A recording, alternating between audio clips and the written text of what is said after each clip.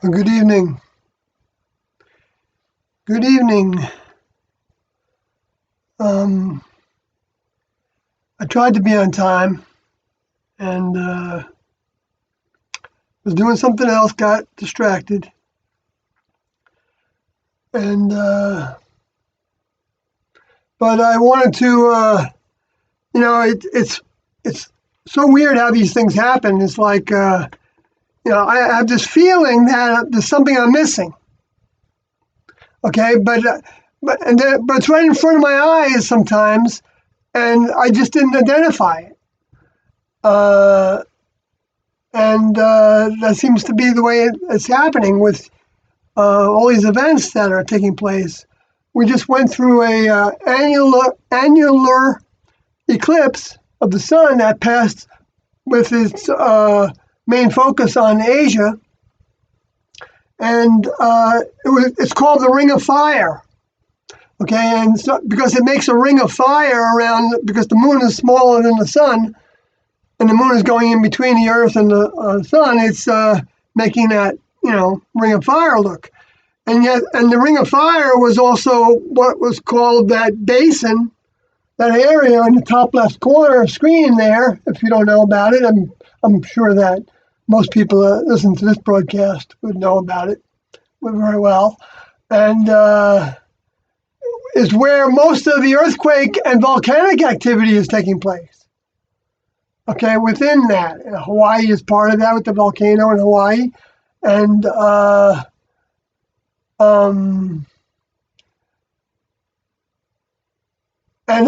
of course, that takes you over to Australia or Indonesia. Australia's been having lots of fires, and California's had lots of fires, so everything's heating up that way.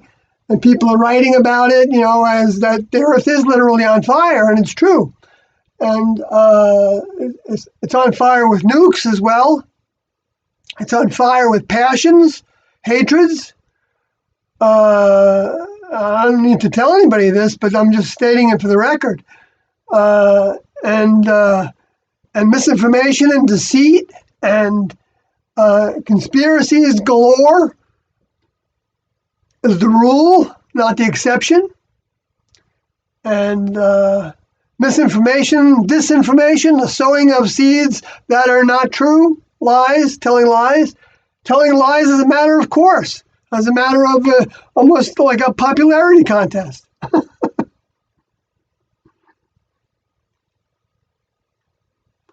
Whether you're telling a lie by not saying anything about anything, or telling a lie by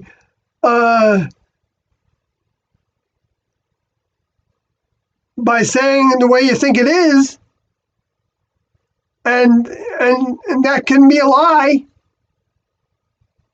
because look at the way that people in science and religion and politics and atheism say that they know things that they don't, like that everything came from the Big Bang, from a mutation, an undirected mutation and randomness. There's nothing in nature that looks random, and except a leaf falls off the tree, and it takes a kind of a but even you could say that's directed in a sense by the response of the material of that leaf on the air in the area. So let's say you have a whole bunch more spirits that are in a certain area. It might fall differently. A spirit could even potentially guide it.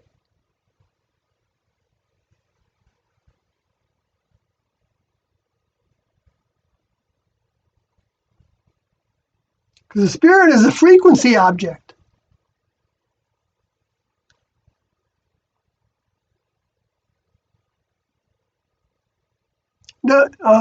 Whether it's just one thought, or whether it's a whole series of thoughts, a whole thread of thinking. And so, yes, we're all connected. Yes, but that's worthless if we're not growing from the experience of working with new ideas and, by being curious. And that's, curiosity is thirst. That was said, like Jesus talked about, asking you shall find, seeking you shall find, and asking you shall, the answer shall be given to you, and knocking, the door will be opened. Knocking actually takes work. You have to go do something physical. Seeking takes work too. You have to go do something with your mind, and you have to use the computer to do it. That's all asking. That's all. Seekers. There's many seekers, and then there's many that don't want to know anymore because they're happy the way things are, and they don't want to upset the apple cart. And that's common. That's very common. It gets scary to look at things that are very strange, that you can't pinpoint, put your finger on. You can't say that there was a study done in university that declared that this was a reality. This the spiritual reality.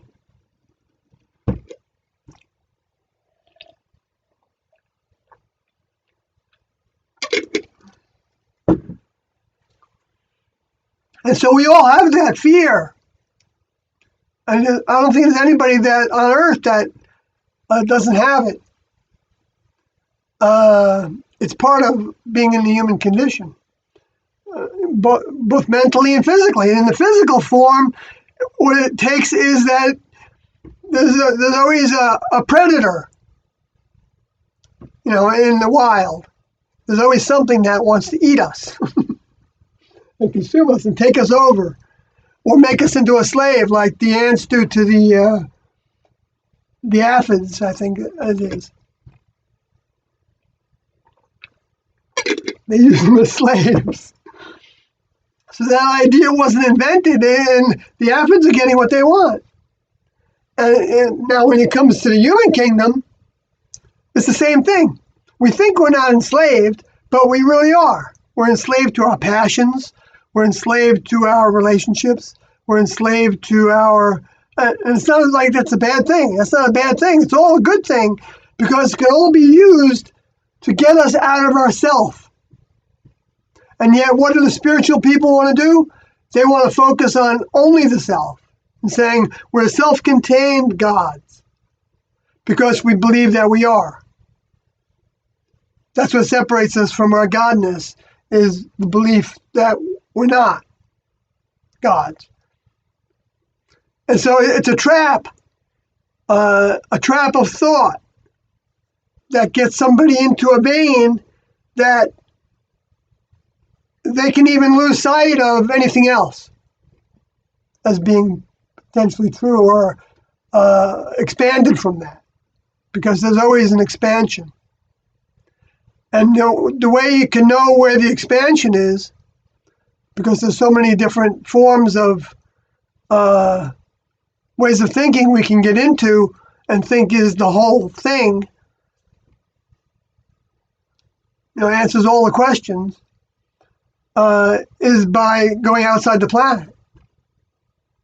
And so therefore, pay attention most to the people in the record books that were talking about things that were happening outside the planet.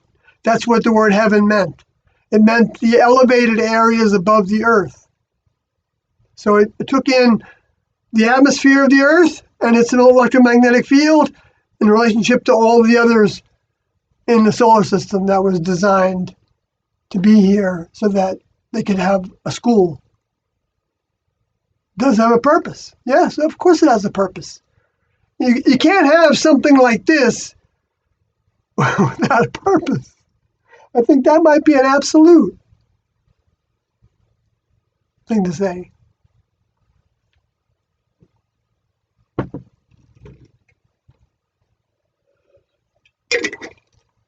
In other words, nothing comes from nothing.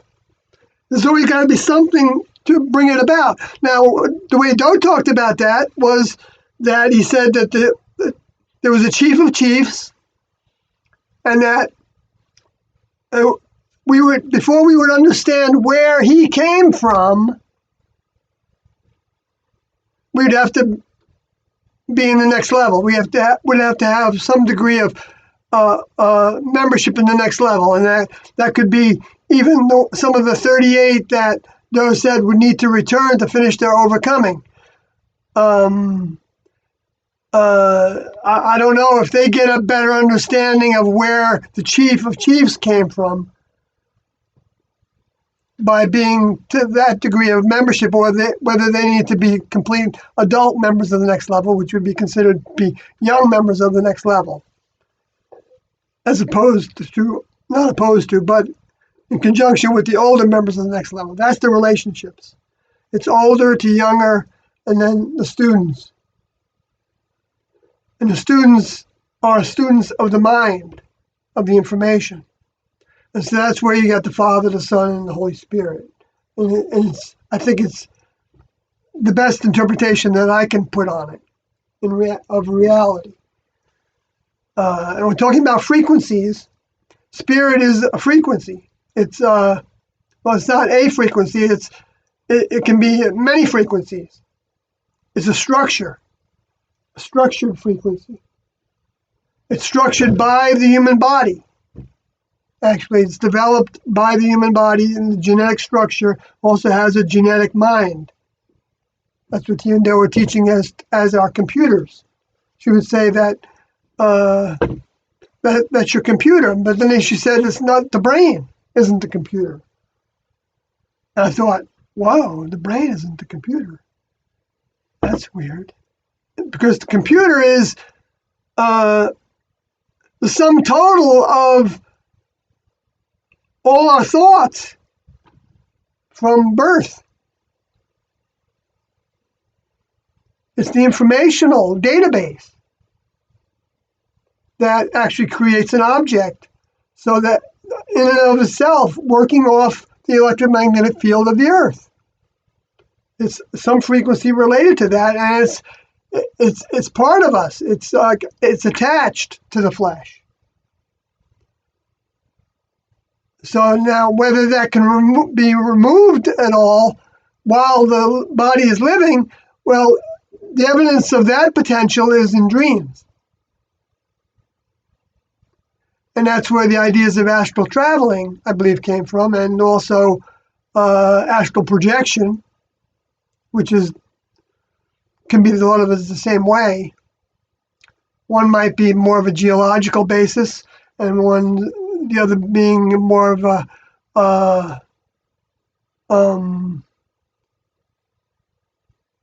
philosophical more direction. But I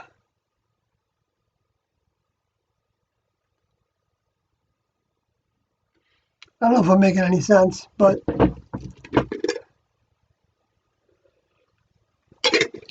so we just had this swarm of earthquakes, but before I get into them, not that there's a whole lot to say about them. I mean, they weren't huge. They were 6.0 in Argentina and Columbia. This all happened within 48 hours. And then there was a bunch of 6.0 or greater in Vancouver Island area of British Columbia. And you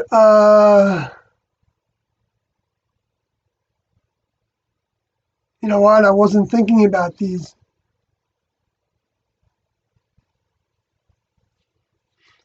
And then there was a swarm of right around the 3.0, a little bit over 3.0 of 9 like earthquakes in California, northern and southern California, but mostly just north of Sacramento, several hundred miles, I guess. And then down to Los Angeles, and I think including San Diego to some degree. Yeah. but in the ones where they felt it all. And so when I'm thinking about it now, I'm thinking about you can see the map there to the right. It shows this California part of it. That's basically saying, well, in my opinion, that's basically saying that the gist of the recycling is going to be first seen in these areas the most. Not saying there's another area. There aren't other areas. There can be many other areas all over the globe. I think there will be. But there'll be more of a focus on these areas. And so, Argentina, and then this is all, even though there was a swarm of earthquakes also around Japan and down to Australia and New Zealand. Okay.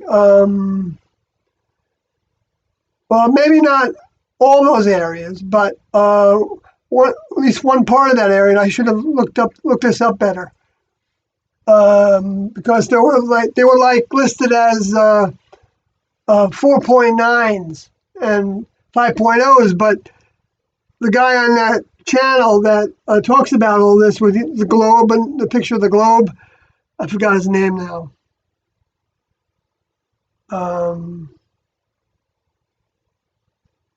But I love his report on earthquakes. Anyway, and everything else, and volcanoes and the oil wells and all that. It's I'll put it in the description since I'm not remembering it right now. But the name of the person that does this, and also the people that I got all these pictures from. I want to give them the credit for that. So I'll put it in the description of the video.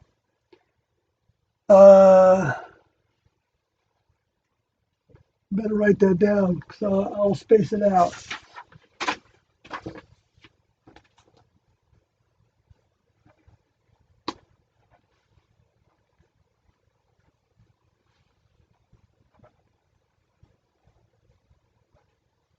There you go.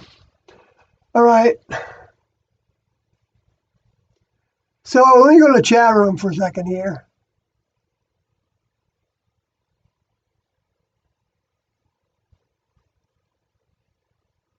Daniel Murdoch says, if you try DMT, you'll do plenty of astral traveling. Yeah, I don't doubt that there's a degree of truth to that drugs can put us into an astral traveling kind of vibration. I don't know, we don't have to, I don't think we have to go anywhere, actually, very far, in actually linear miles, by the use of substances. I don't know. I mean, I suppose spirits could take us to different places, and they can take us to those places in our wake hours as well, and where substances aren't affecting our vehicle. They can take us. Daydreaming is another form of. You can be wandering off. You can be having a conversation with somebody that far away. And actually, picturing yourself talking to them. A lot of times, that happens when we have anger with somebody, and we want them to be defensive or whatever, and we want to set them straight. And,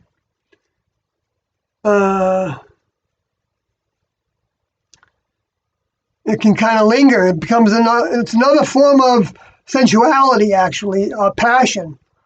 I know I'm going off that subject, but it's all connected, and so in a sense, like going and using the substances is another form of sensuality, because it's pleasing to just be out of it, and I understand that. I've done plenty of substances in my early days. Now the only thing I use is a little marijuana. tiny bit. But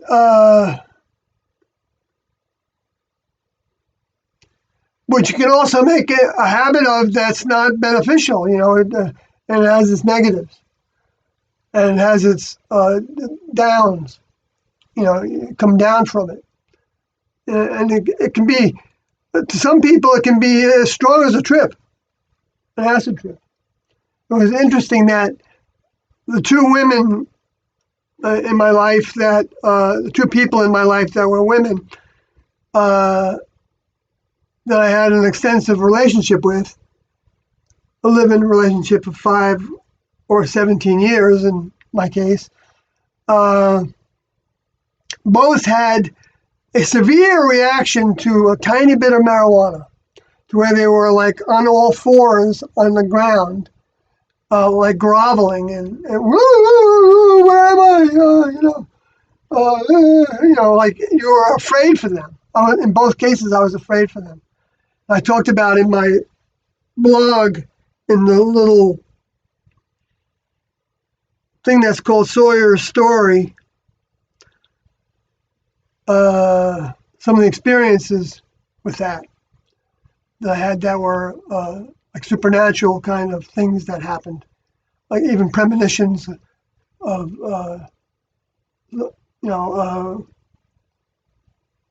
to where I perceived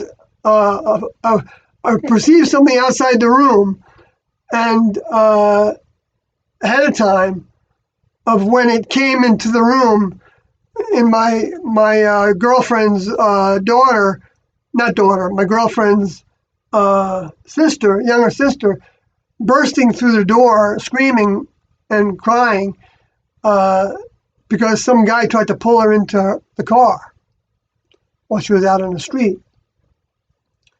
And I know that's common for people in a lot of the cities.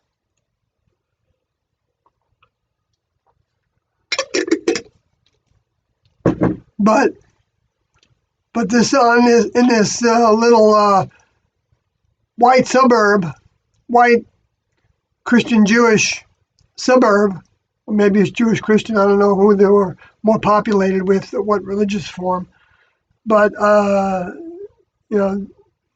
that wasn't commonplace for something like that to happen. At least we didn't hear about it. But anyway, so she came in the door, and I perceived that under the influence of marijuana, and my partner at the time, who is actually the woman that is in charge of, is the webmaster, Sarah, one of the webmasters with Mark of the Heaven's Gate website, because I joined the group with her. And anyway,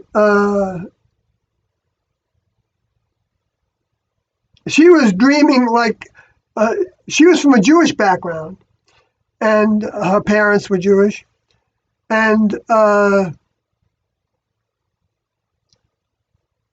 she thought she was hallucinating Noah's Ark and seeing the animals, and it was like, oh, I'm seeing this, and it's like she was out of it. I couldn't talk to her. She couldn't hear what I was saying. It seems like she was just like tripping on one little toke of some marijuana that I used to smoke by the cigar. Several cigars a day. Anyway, and my other partner did the same groveling on the floor of 17 years.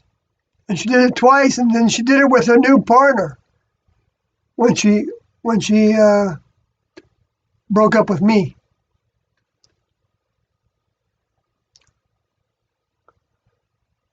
Anyway, that's a little bit of, I guess, more private stories. So 78 Sound, hello to you. Daniel Murdoch, tectonic plate shifts equal earthquake, right? And some people are saying that, it's assisted by the perforation of the earth, by taking all the oil out of the out of the earth. They are creating big caverns. So it makes sense that if there was a tremor there, or that when they blow up more caverns, they're actually potentially blowing up other areas of the planet, or that immediate vicinity, because their bombs can be pretty intense with those nuclear bombs that they blow underground. I can imagine what they can do. So they might be stimulating some earthquakes. By underground testing they don't want to know about. They don't want us to know about. I don't doubt that. But I don't think doing it in a swarm like this and having it the time that it's happening, and doing it up over into British Columbia, into Canada, so they were doing it also, and then also doing it down in South America. I don't think the humans have that much control over wanting to detonate all these. That's pretty far-fetched to think that humans were doing all that. I can understand why somebody would think that was possible, okay? Because there are major conspiracies on the planet, no question about it. But I think there's got to be a practical thread that you can follow, at least that for me, to actually believe that. So to me, like, it would be like percentages of belief, so that would be like a 1% belief, and then when you start to have evidence, like evidence in the records, going back thousands of years, there are a lot of things written about these times now, and to ignore them all is it's just not scientific about it. And so it was talked about that the end would be preceded with earthquakes. And so people have been saying that for a long time. Well, that's because Next Level has been doing that, giving that to us for a long time. And I'm not saying that there's not a certain amount of earthquakes that don't happen as part of the natural cycles. But I think the Next Level can send out frequencies from the sun and from other places, potentially from cosmic rays, from other planets, potentially, and from their own devices. Those are their own devices, so I don't really need to separate them. To actually, pull on different areas, and who knows how specific they can get.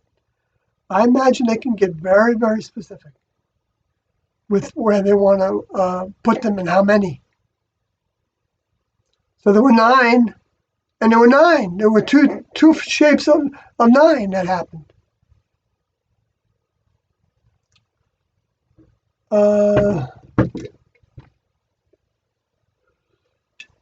And then, of course, there were 2 volcanoes that went off that have gone off before, not too in the distant future, in the distant past. So it shows that the Next Level stimulates them slowly. They're like, saying, okay, hello, we're here, we exist.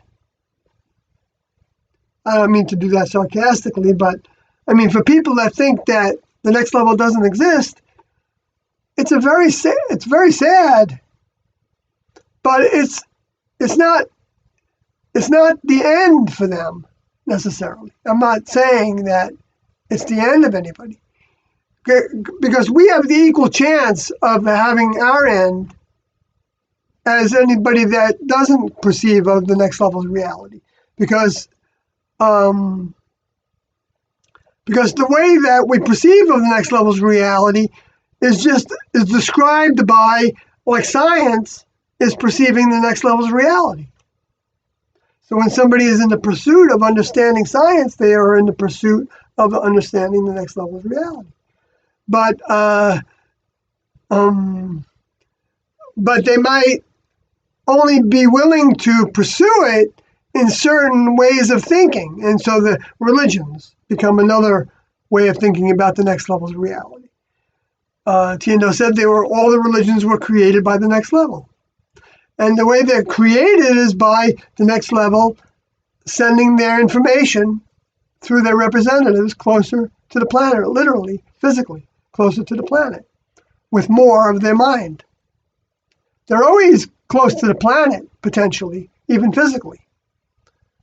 Like Tiendo said, that during hospitals, the next level members were present to take those spirits to where they, or leave them where they are, or help them with the transition. I don't know, all the things that the next level can do in that regard. So they're not freaked out. Let's say they were killed by, I can just imagine this. I don't know this.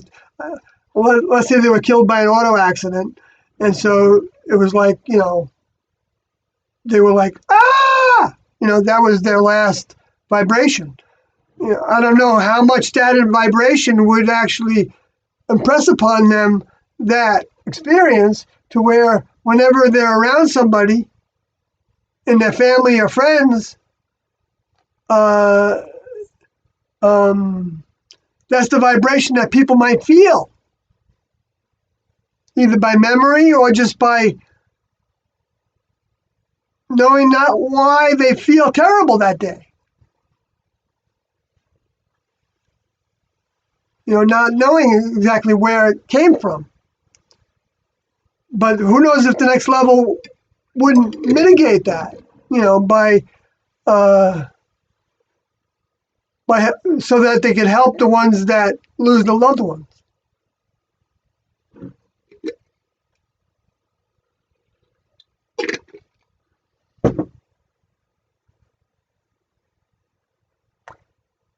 Let's see, I'm going to go back to the chat room. Greetings, Jeff. J. Pollock, recycling in the form of natural disaster. The Canadian Shield is immune. The Canadian Shield is immune from natural disaster? Am I understanding you right?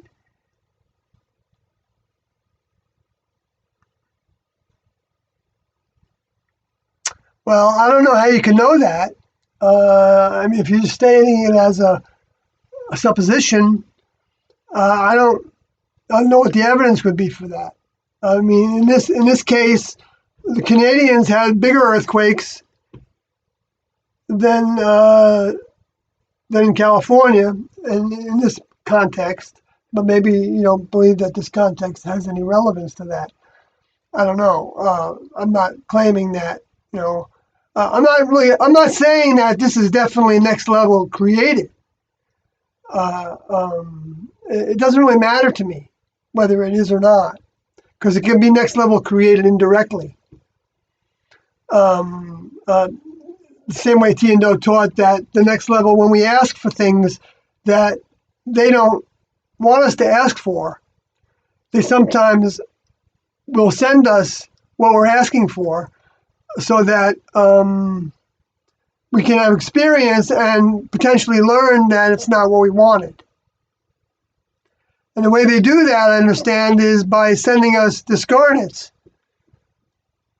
And I know they also send us the Luciferian space alien fallen angel souls for the ones that have convinced them that want to be their students. And so have given themselves to the next level and say, in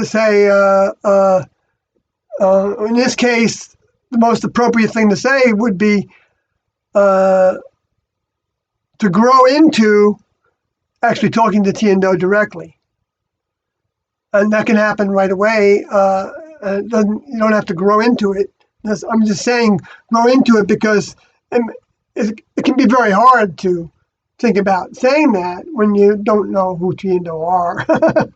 And, it's like, and you haven't been close to their material at all. You didn't, pay attention to what they taught. just heard what was in the media, and of course you're not going to get any positives from the media, hardly. I mean, you will get some, because the benefit of one of the benefits to the way they chose to leave their vehicles was that it would make a huge impression on the planet. And even though it would be a negative impression for many, many people, when people actually looked at them and how they left, and then looks into what they were doing and what they believed in, there's going to be a certain amount of that some people will think, wow, that makes sense. And they could be scared by that, thinking that it makes sense. And so they might, go in a different direction, so they don't really want to look at that anymore. But then the next level has a way of bringing that back again.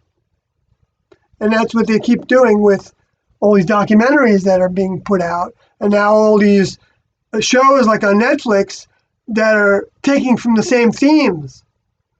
Like there's one that's new that I haven't seen yet. It's on Netflix. I'll have to watch it because I do get Netflix. It's called Messiah, I think. Maybe it hasn't come out yet, but they're just advertising for it. So maybe there's just but one of the things is that somebody comes that is like a Jesus, and one of the examples is that they come to Texas. That's where Doe came from, and Doe was what I believe the evidence shows was the return of that same soul. And he wasn't the witness of that. His older member, T, was the witness that he was the same soul that was doing that did the task of Jesus and Elijah before that, and Moses before that, and Enoch before that, and Adam to start off the experiment. Experiment to test souls to see if they could overcome the souls that went against the next level. Overcome their influence, conquer their influence, have victory over their influence, so that they weren't influencing those souls to grow into becoming adult members of the next level.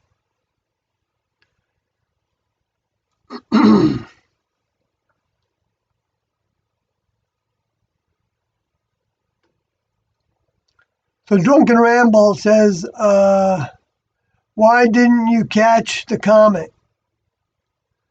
Well, I flunked out of the school. I was in it for 19 years, and in the 18th year, I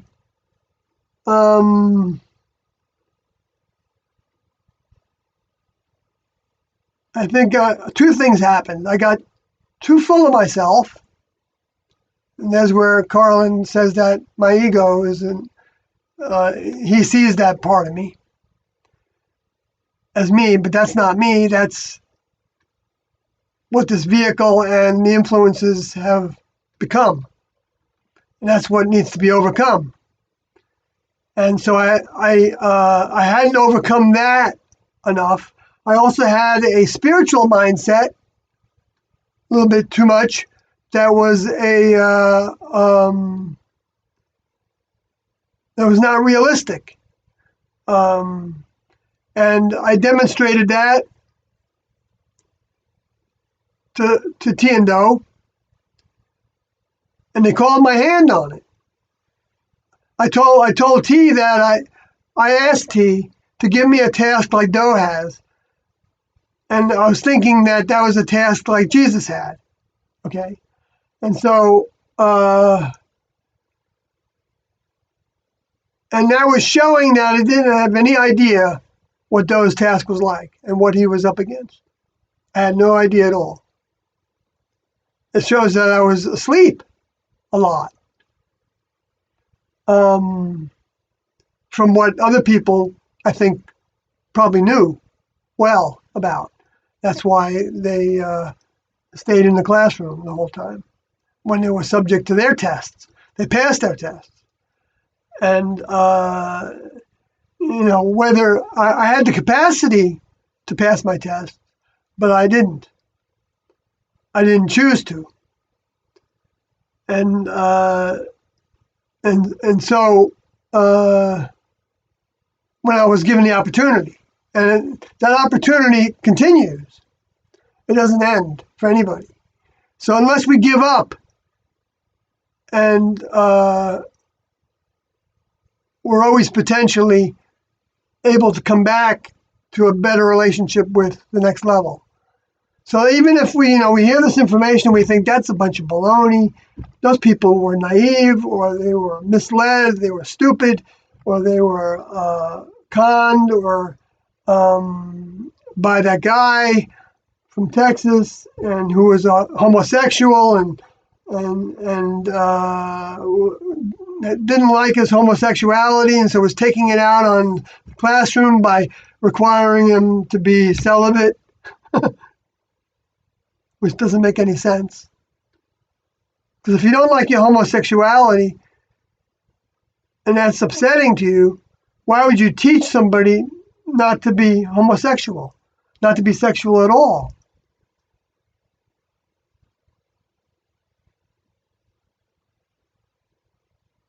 I mean, wouldn't the anger be that you would teach them to be homosexual? Wouldn't that be the positive way of dealing with feeling guilty and, to promote your sexuality? And that's what the gay movement is doing, right? They're promoting the sexuality choices. Their gender and sexual choices.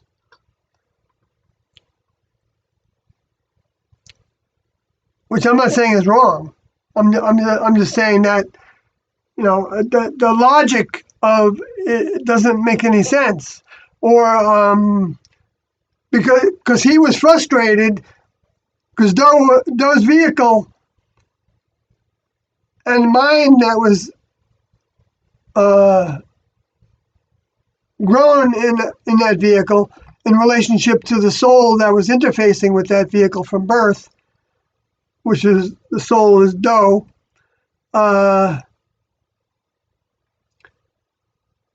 They were preparing the vehicle for being the tool, and so he was to experience everything. According to T, Doe needed to experience the equivalent of everything that any student could potentially have to experience. So they're not the exact same thing necessarily. Like they don't have to. Doe doesn't have to become a transvestite to a transsexual or a trans in order to know what it takes to get out of that programming to become a member of the next level. But he did choose to have the experience of being heterosexual and then recognizing that he was more inclined to homosexuality. He had children, he had a marriage, so he broke away from all that.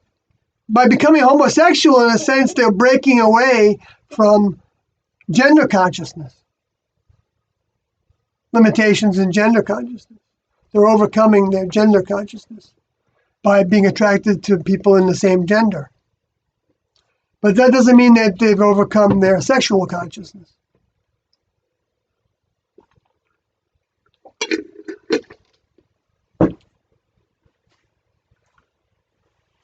And so Doe said that he was frustrated with the fact that he wasn't finding a partner that wanted to be exclusive, committed to. He wanted his word was have a committed relationship with.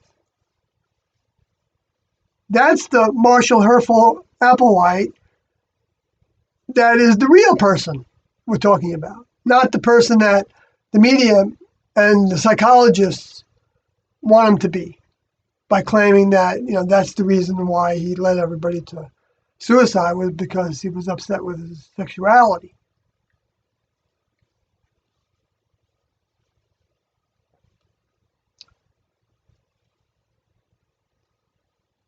I mean, he was. I mean, some people are going to probably say that he was upset that he didn't become a national sensation on the opera stage. I mean, he starred as the leading role in a number of operas for the Houston Opera. So he was a Houston Opera star. So he experienced that in life. He talked about it a little bit. One time he said that he was at an event where they were serving shrimp cocktail, and he felt like he had to fit in, he felt like he had to like the shrimp cocktail. And he would eat it and then go into the bathroom and throw it up because he hated it so much. That can be seen as a carryover from that you weren't supposed to eat the bottom fish, the certain kind of fish that Moses talked about. They must have been on the coast at one point, right? Because otherwise, where would they get fish? Or by some rivers.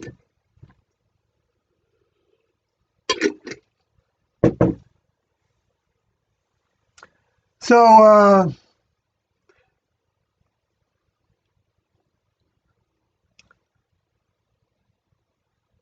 but he had to hide it. He felt like because otherwise, people would look at him.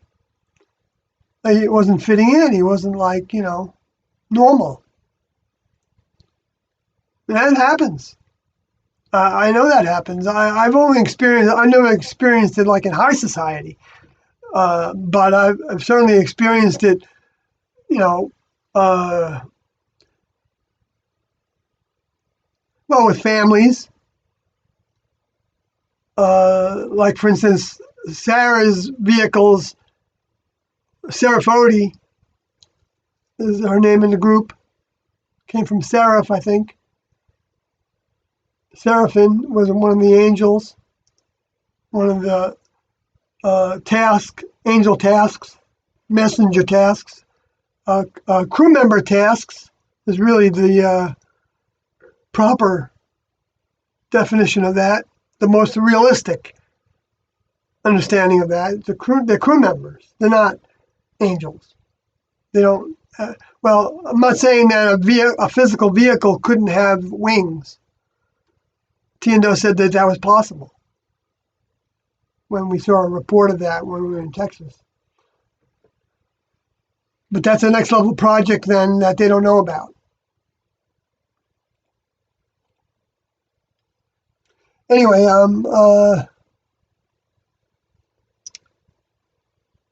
so I gave in to sexuality with my vehicle. I didn't involve anybody else, not in mind or body.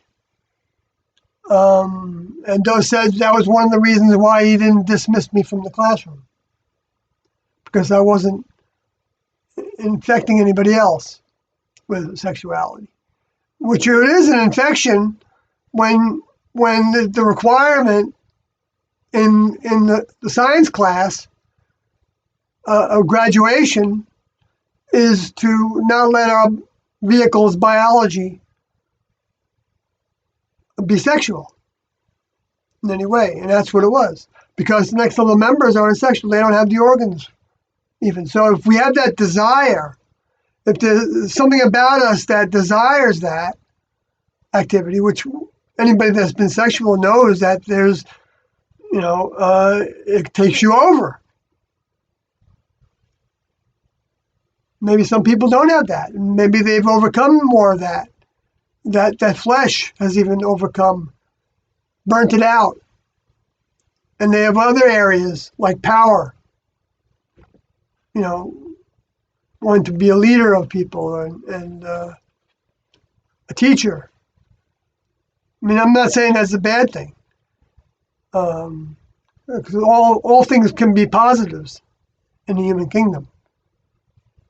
If they lead to, even the negatives become positives when they lead to us getting to the top of the mountain to where we can identify the next level's teachings and desire to get off the top of the mountain and graduate high school and go into college, next level college. or a whole new curriculum, whole new lifestyle, new physical environment, spacecrafts that are physical. They have all kinds of physicality to them. Like those said, like a soul has a plasma, which is one of the states of matter according to our current science. So a soul was more of he said it was like a plasma. He didn't say it was exactly that. I think he said that in one of the 1994 tapes that I've got posted here and that are available on Carlin's For Shared site. I think you just search on Heaven's Gate on For Shared. Four is the number 4, SHARED.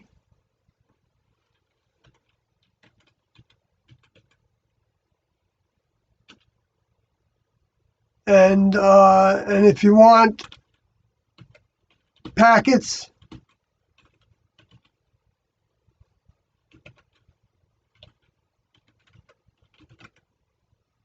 that include the tapes and their book, you can write to my Yahoo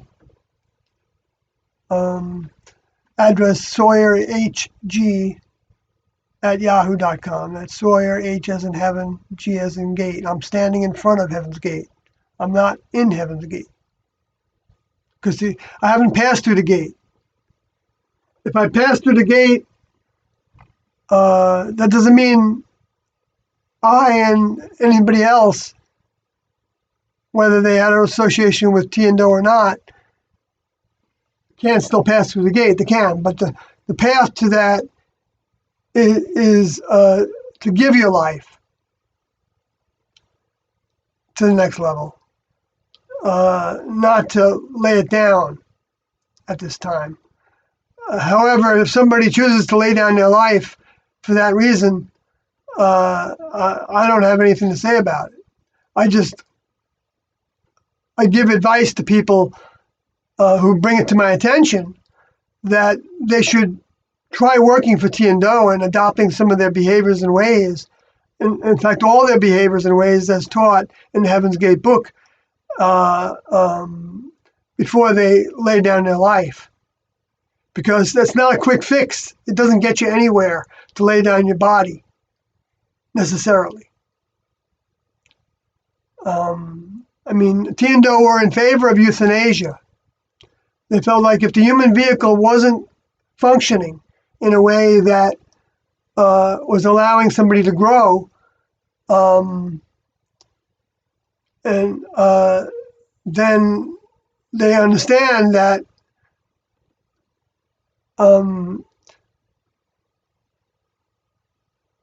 the person has the right to want to leave, and people do take up that. I think in Vermont, like 24 people chose to take that option. I think mostly cancer patients, where they had terrible to be hooked up to tubes and whatever on the medications. So it's better for them. And the next level will still take their spirit and choose to store it for future opportunity, or let that spirit stay around their loved ones and even comfort them, and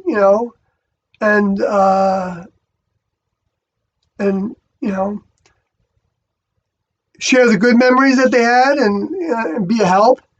Because there's helpful spirits to humans, and there's spirits that aren't helpful. Both. And the next level keeps a balance, so that the ones that are most prepared for taking steps towards membership in their family, which includes employment in their organization, uh, um, nobody is excluded from that. And so even though dealing with the death of a vehicle is difficult and can take a long time for some people to recover from, and maybe never recover from in some ways, it doesn't mean that we can recover. And those people aren't lost. They didn't do something terrible. Even if they kill themselves from a drug overdose, because a lot of suicides are drug overdoses. So you don't know if they were on purpose or not. Or in a sense, if somebody gets really addicted to the substances, they can keep on going with it, knowing that it will lead to their death, and not stopping it and not being able to. And then that's where loved ones can sometimes help them break out of that. But if they ask the next level for help, that's what will happen. They'll get some help with it. And so the idea is that no matter what you're going through, these vehicles are the way that we get lessons. Because we don't build strength of mind by not conquering the problems. Conquering them enough doesn't mean that they're totally conquered. Being allured by something isn't giving into it. It's giving into it to a degree, but there's acceptable degrees to that. To actually graduate into the next level, you have to have enough control over your vehicle to where you're not giving into any of our humanness, except for the forms of humanness that are like, one best example I can give is what Tiendo gave to us, are influences that help us walk. We don't have to overcome them by not walking.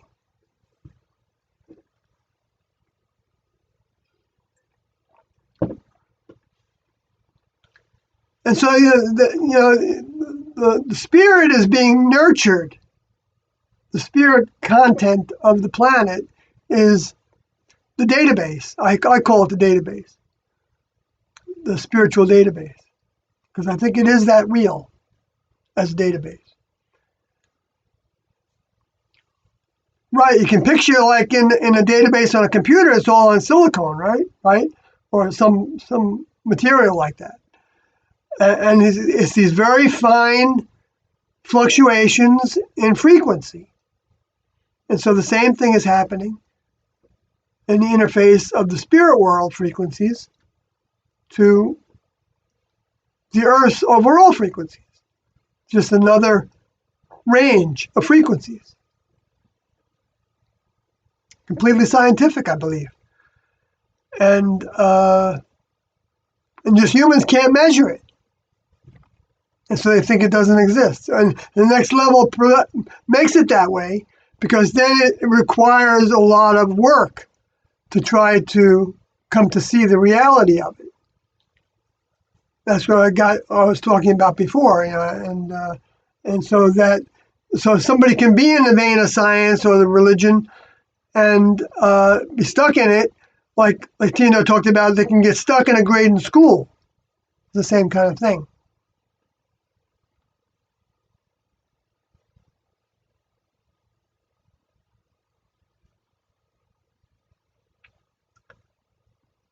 And so a lot of things can stimulate our desire to know more.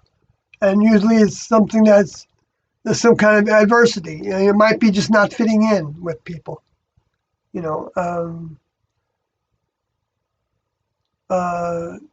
Thinking a different way, it seems like, from what most people are thinking about. Not being satisfied with the same things. That's another seeking.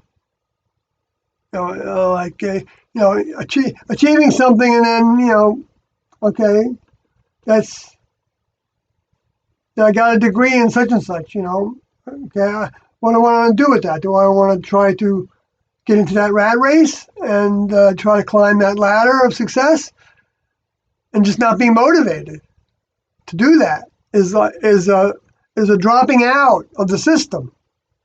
It's a degree of separating from, I think. And they'll even use the example of people that joined militia groups, but he wasn't promoting violence. He wasn't condoning violence, the use of violence.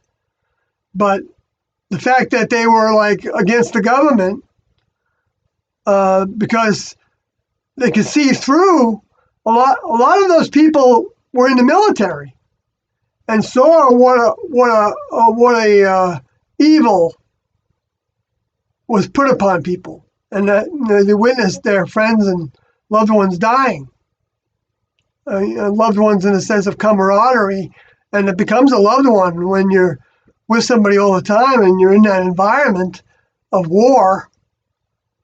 Geez, those people are bonded for life more than the bonding of blood. They're another form of blood, right? Bonding.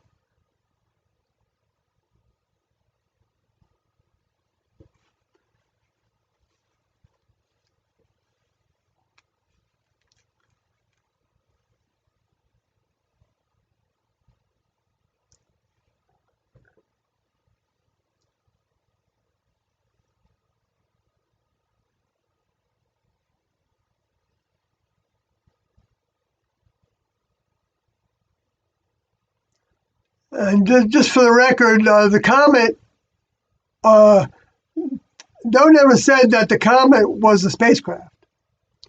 Okay, he just knew that was the sign, the marker, actually, is what the word they used.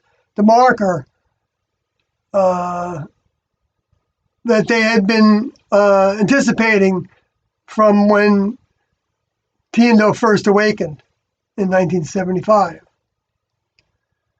That's what they were waiting for the whole time. And they knew there was going to be a spacecraft with it, a physical spacecraft, or around, or might have been here already, for all we know. So that was just a sign of it. The timing. So that told him that, okay, that was, and especially when the last person left, Rio, I think it was the last person, just weeks before they decided to leave. It shows that he was waiting for Rio to make up his mind.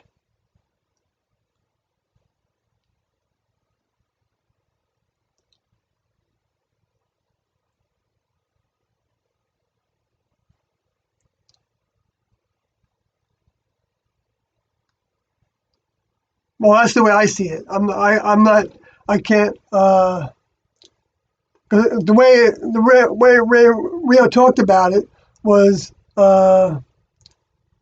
was Neody in the group, joined in 1994. I met him, and was that he said in his book that he published 10 years later after he left that when he joined, he didn't think that Doe was necessarily Jesus. And he also, when we joined, we were talking about exiting by our own hand at the time that he joined. So it wasn't like a foreign thought to him. But he didn't feel like he was going to do that, but he wanted to stay around to the last minute. And so but that I guess that wasn't that conscious when he wrote right away, because what he said happened during the time when he was in the classroom was that he woke up one day and just felt like he had something else to do outside the classroom. And he told that to Doe, and Doe helpers heard it too, Livodi and Jan Odie, and then Doe thought about it overnight, or I don't know how many hours it was. He took it to T in his mind. He was communicating with T on a regular basis, and he took it to T and came back to Rio and said, "Well, I think this is part of the plan."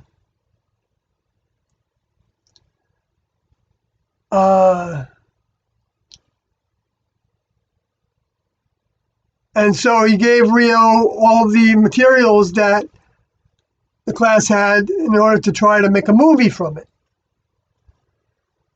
Darn. Yes, they gotta give me that material. Or a copy of it.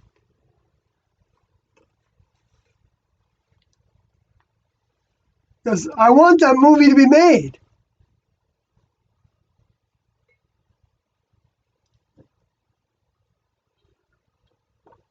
So I've got to do it. I've got enough of the material to do it, I think. So I knew about the first. I knew the first movie that they wanted to make. I knew because I read the screenplay for that. I was a proofreader. Anyway, I just got off the track there. But so Rio thought that then it was part of the plan that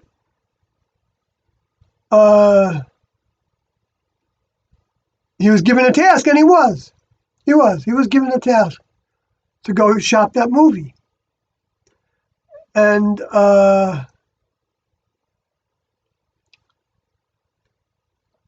he did try, and there were some people that were interested, but then they wanted to make it into a series, I think, of some sort, and put all this human stuff in it.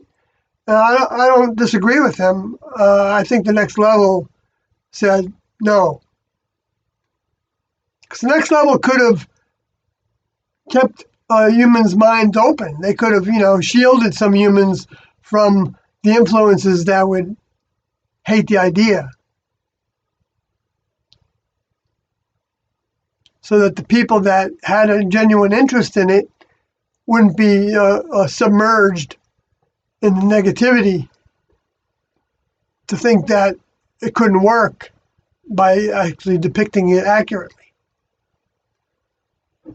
So, I mean, Next Level probably could have, they can do things that we can't imagine. They can make it happen if they wanted it to happen. But I think they took, Tiendo taught that this was an experiment. And what made it an experiment wasn't the timing of it so much as, there was a timing to it also. So I'm not going to say that it wasn't the timing of it, but time from the Next Level is different than the time in the human kingdom.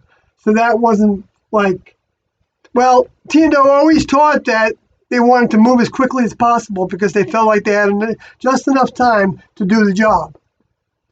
So I'm correcting myself. That time is a huge factor in all this. To just make it into something that we can just sit on this and make it into a religion, and every Sunday we think about it, and we don't try to change our behaviors, or much. So we don't try to work for the next level. That's the biggest thing that's the first thing that's required, is actually to work for the next level. Even before changing our behaviors, we can work for the next level by sharing, standing up for Tiendo as who they said they were whenever we see the opportunity for it. And we can try to create the opportunity for that as well. There's nothing saying stopping us from whatever we feel to try. I mean, it might mean standing on a street corner holding up a Heaven's Gate poster, that says what they believed, like the 1994 posters that are in the Heaven's Gate book.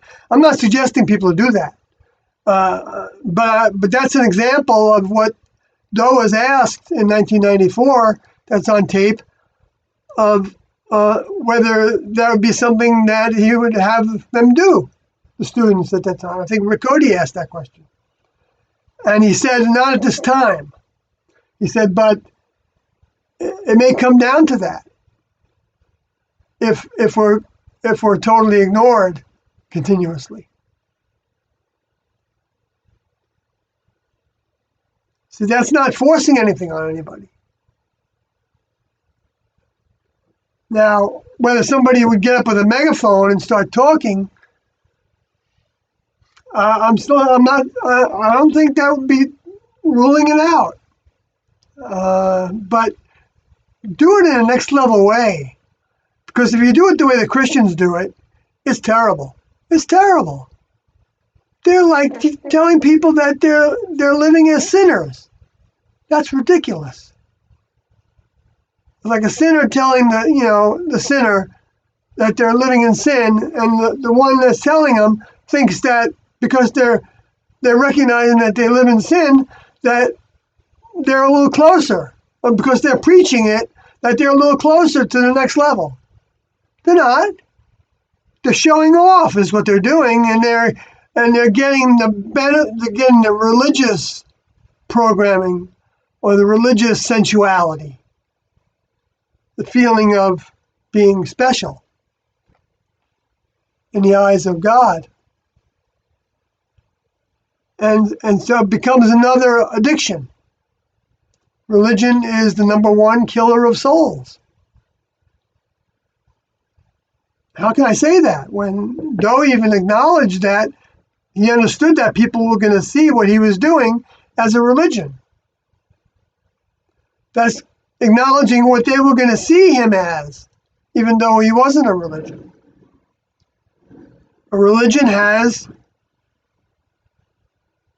well, the way you can define a religion is go back to the original documents that were provided by whatever can be narrowed down to the beginning of that religion. In the case of Christianity, you would go to what Jesus said, right? In the four Gospels primarily. And then look at what I'd say, make a list of all the things that were taught. Live by the sword, die by the sword.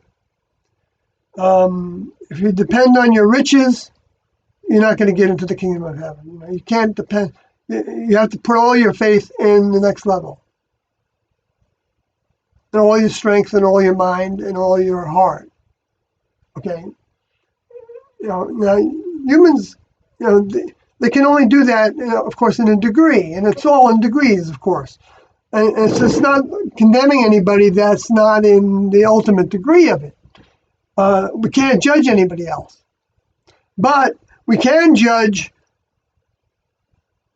the behaviors and ways and the misinformation and the way that priorities are put on the things that are showing evidence of having the least priority. Like, let me think if I can think of an example. Well, Jesus said, like swinging a gnat, swallow a camel. Okay, so let's say you didn't use the terminology that was given to you by the next level to use to describe something. Okay? Like the terminology that was given by Jesus was the terminology of a father was a parent. Well, in this case, the male parent that we're to think about, but it's not. In the next level, there is no gender, so it's it's basically saying without the sexuality, the Father in heaven has no sexuality. So, but it's the same relationship as a parent. It's really an older member. He was just trying to work with the existing. Well, it makes it an experiment. He doesn't know how the humans are going to respond. That's what I didn't say before. And so the example of that is need to bring the civilization up a notch so that they weren't thinking about God as a nebulous authoritarian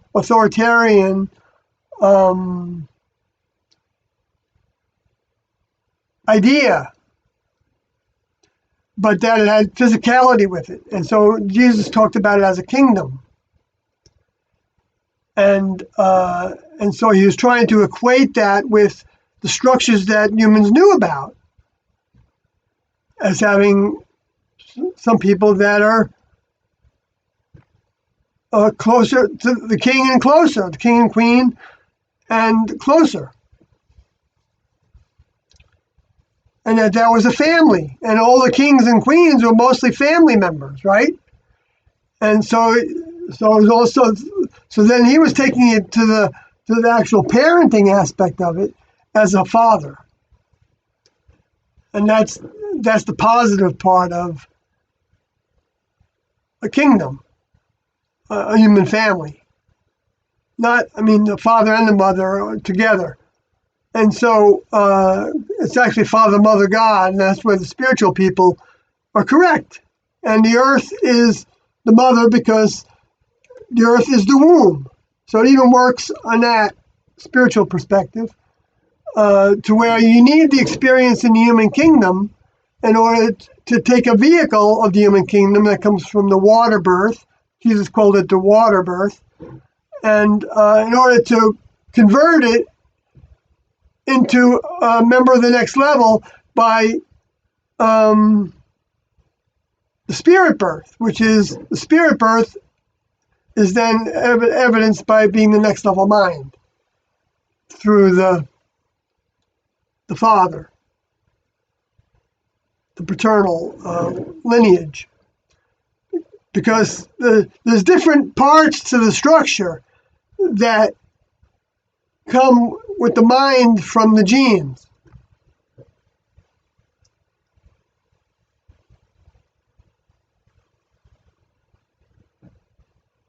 And all the parts of the structure have equal relevance in terms of overcoming. So, but the next level is giving us the opportunity to have experiences in both genders.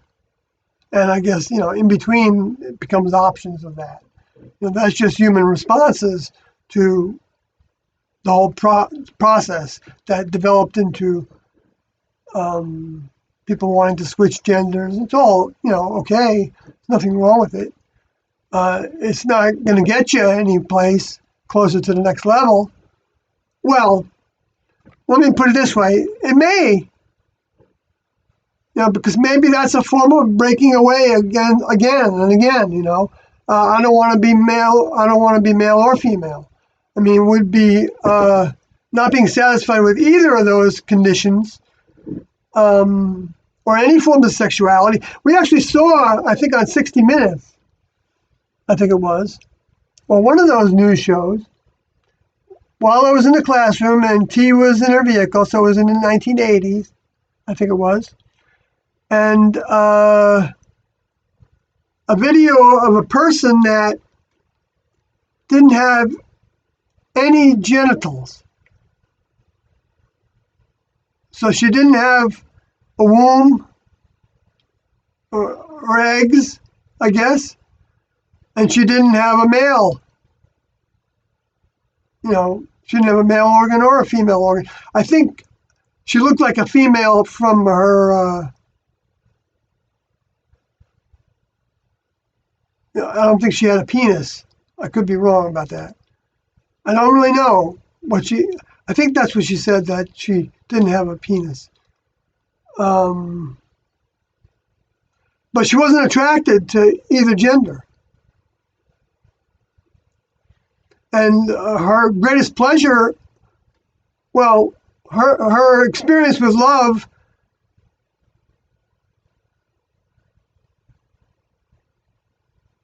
she described as with her dog, not in a physical way that she said anything about, just by hugging the dog.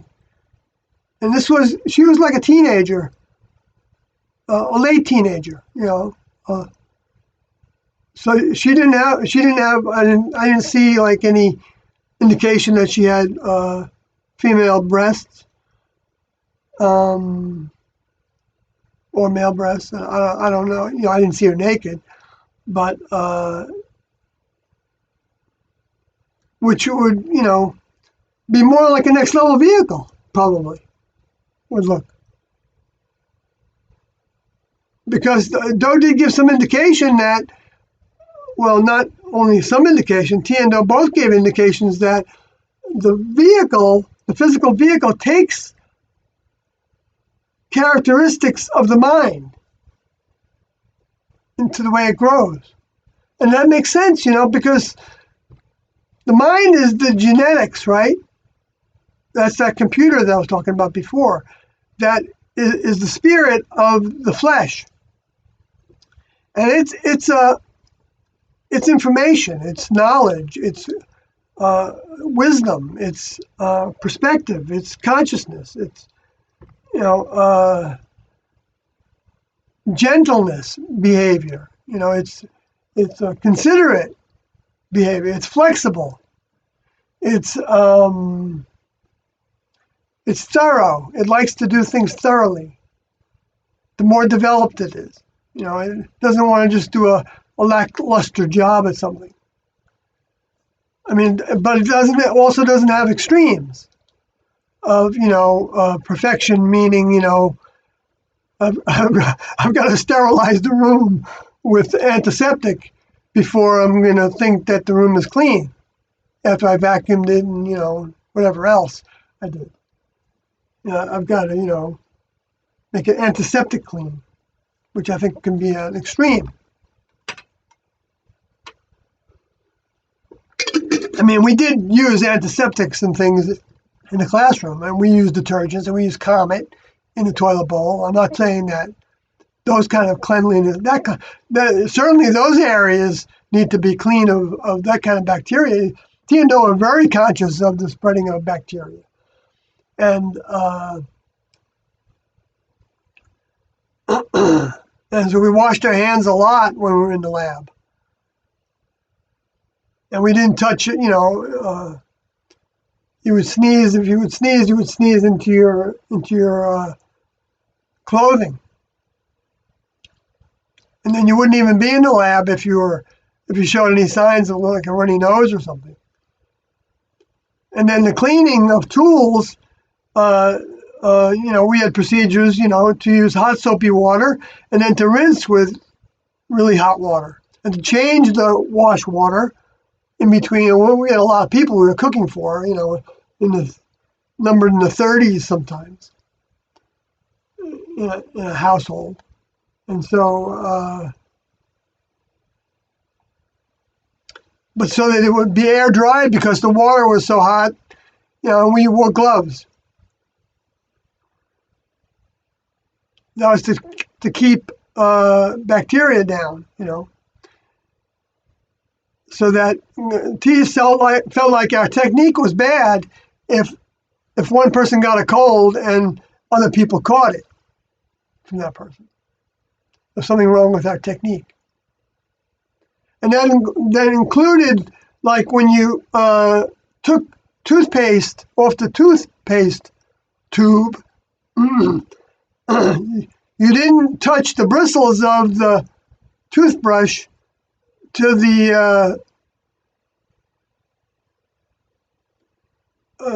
mouthpiece of the toothpaste container, the tube.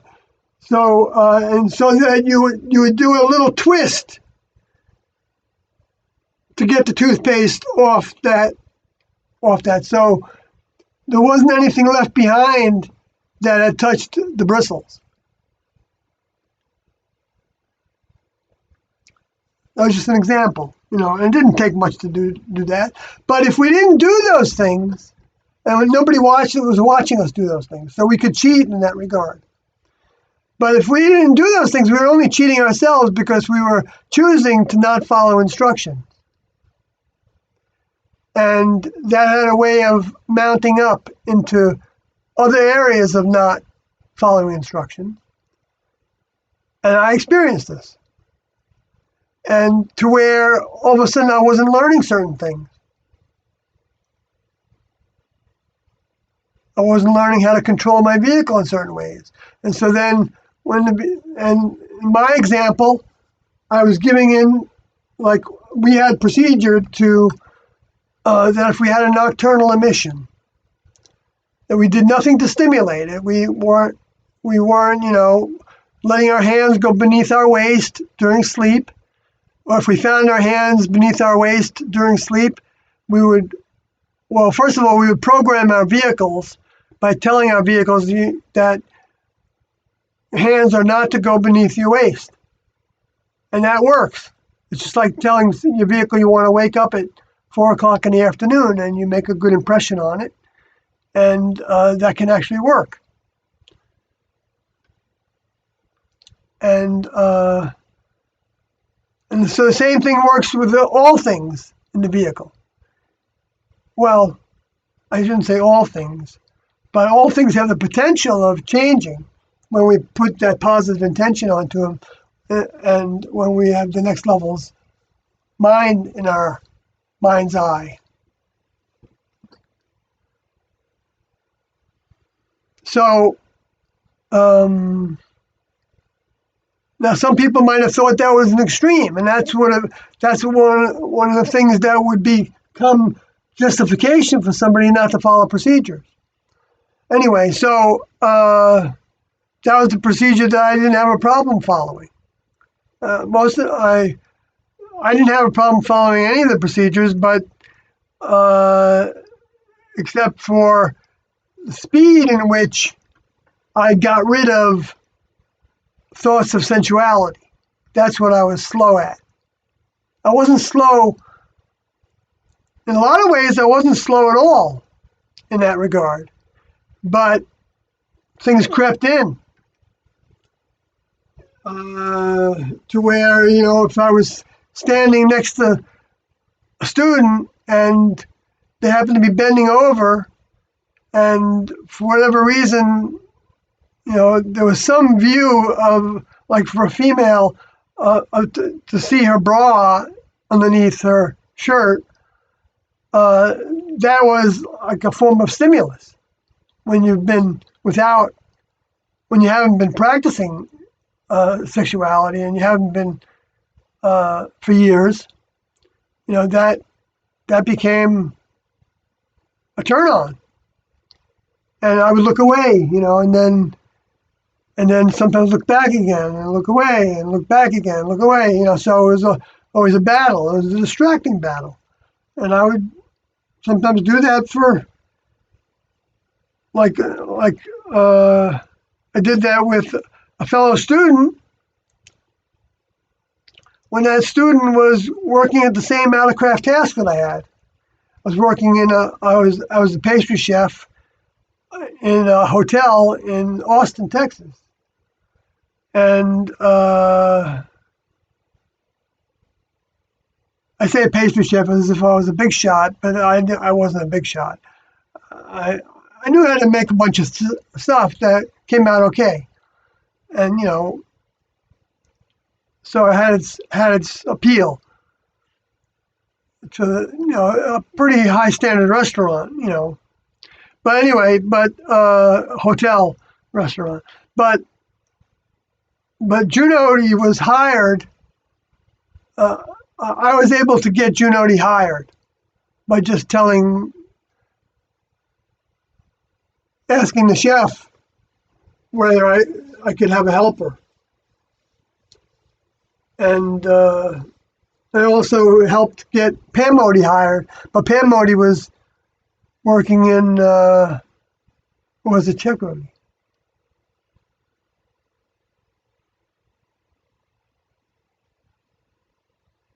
was working in another prep department. Wasn't in the bakery, but Junodi was in the bakery with me. And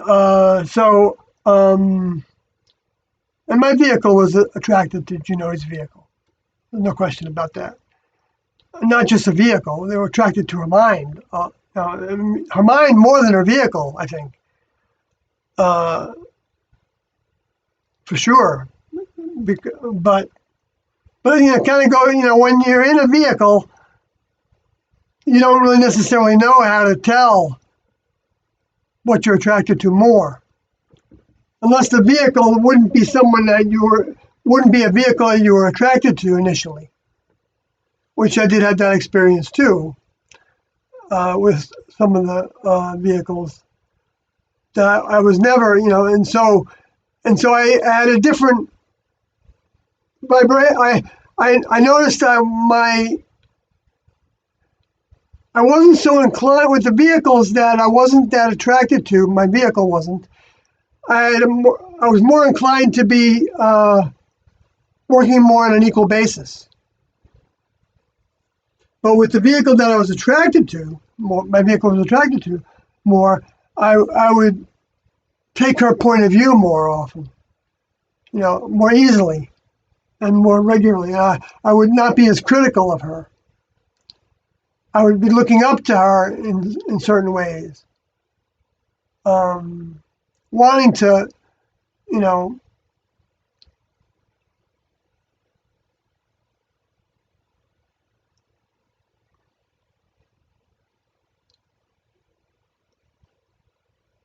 and so those partnerships didn't always work that well, because so T and Do would make sure that we had both relationships. Sometimes they had sometimes with some people, it was so hard to be with them that T and Do didn't think it was beneficial to be a partner with them. Certain people be partnered with them. Not that they were terrible, but they just, there wasn't always a mix, and T and Do were always changing partnerships to try to make it easier, but both have growth at the same time. But they didn't want the tasks to suffer. So like if partners couldn't agree on anything because they didn't have any kind of chemistry with their vehicles, then when the slightest thing happened that they could interpret as not doing the best job that they could do, one could insist upon it, and the other one would say that, well, that's an extreme, maybe, and so they could get the task could stop. And so, like if they were in the lab, the Nutrilab, and they were fixing a pot of soup, and let's say the person didn't hold the blade on the measuring spoon at a 45-degree angle when they were measuring the flour that they were going to make the thickener for the soup to be a cream soup out of. I don't know, we didn't really make flour bechamel kind of soups. Flour kind of, gravy sometimes. But in this example, if the procedure was to hold your blade of the knife over that measuring spoon at a 45-degree angle with flour so that it wasn't pulling too much flour out as it went by. If you hold it at like a 90-degree angle, more flour will come out of that measuring cup. So you get a better measurement when you, and if you hold it too close, you get a more pacted. You're packing it in more. And so T and Do came up with a 45-degree angle on the measuring spoon. Now that didn't have to be perfectly scientifically proven. Okay, and there were people that had problems with that. They would think that, it actually wasn't true what T and Do was saying. It wasn't a better way. It didn't matter whether it was a better way. It was the way that T and Do had instructions to give us. That had to be the better way if we wanted to stay their student and learn all their lessons. If we didn't want to stay their student and learn their lessons, then they would be the first ones to give us the door, but they didn't give up on us that easily. And so they would try to help us stay. But if we insisted on leaving, which of course many did in the beginning, especially in the middle of the night, not in droves, but two at a time on a couple occasions. Like Rick Cody and Ed Cody left together. One of the times Rick Cody left. And Rick Cody came back and left and came back and left. And Doe knew that Rick Cody loved his older member. So that's not a reflection on him. Although he may still have to come back and overcome that, whatever it was that made him feel like he couldn't. He felt cooped up in the classroom. Like we had a little joke with Rick Cody that he acknowledged that he would just, not be able to do what he wanted to do when he wanted to do it. And the example of that was like, if he wanted to go get a pizza, he couldn't do it. And I understood that when I left the group. Before that, I didn't understand that. I didn't relate to that being a reason to leave the group. But when I left the group and I found myself having a response of pleasure to be able to choose between having a grapefruit and an orange, which I did have that choice sometimes in the classroom, but I wasn't the one buying those. And so that's where the ultimate choice is, right? When you're buying food for somebody else. So I found it pleasurable to be shopping.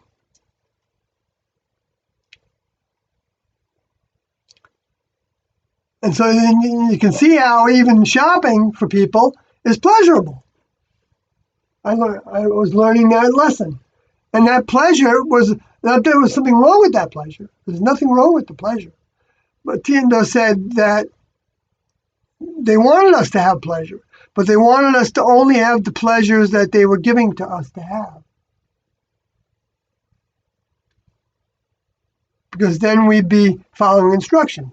Then we can be counted on that if they send us on an intricate task in the heavens to do some job that requires a bunch of steps, that we're going to do those steps to the best of our ability. While the next level knows that it's always an experiment. Every task is another experiment. That's why they describe the next level as being in constant laboratory mode. They're always trying to improve upon it, and it can be always improved upon. Well, it doesn't mean that every aspect of it can always be improved upon of a task, but because the environment that we're in, like the Earth, human kingdom, has so many variables with things and different ways of thinking about things and things that we don't understand. There's so many things that we don't understand. Nobody understands. Nobody understands really how the brain works. They know a little bit about how it works, but they don't know how it reroutes itself.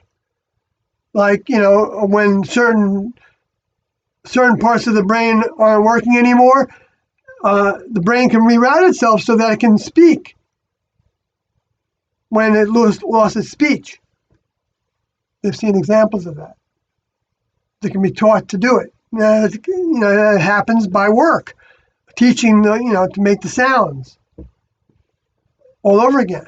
That's imprinting those genes with that on a different part of the genome, or a different genetic impression is being made on that flesh. And that's creating mind. And that mind is what become the instructions, the programming for the flesh. So walk is the command. we don't have to think about that because we just feel it. We just know it. But I mean, there is that command that's happening that tells us to walk or run, or slow down, or speed up, or be more soft about it. Gentleness was part of the next level's teachings. To not make noise when we do things. Close the cabinet doors. Not stomp around up and down the steps, making like a horse.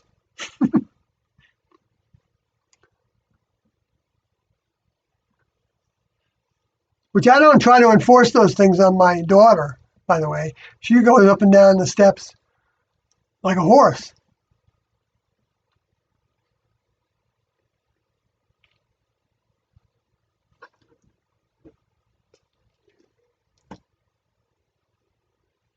I don't enforce anything on anybody. I mean, I try to have some decent standards, of cleanliness and things, but I tried to teach her those things, but she's not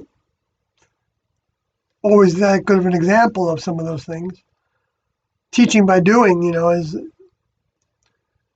I guess, in a sense, I've taught her some bad behavior because sometimes I would let the dishes just sit overnight, and it's not that that's bad behavior, but then that can become a thing of, okay, I don't need to take care of it, and then it's out of sight, out of mind, and then you're off to doing something else, and then you want to do this and do that, and so this stack grows upstairs in her room,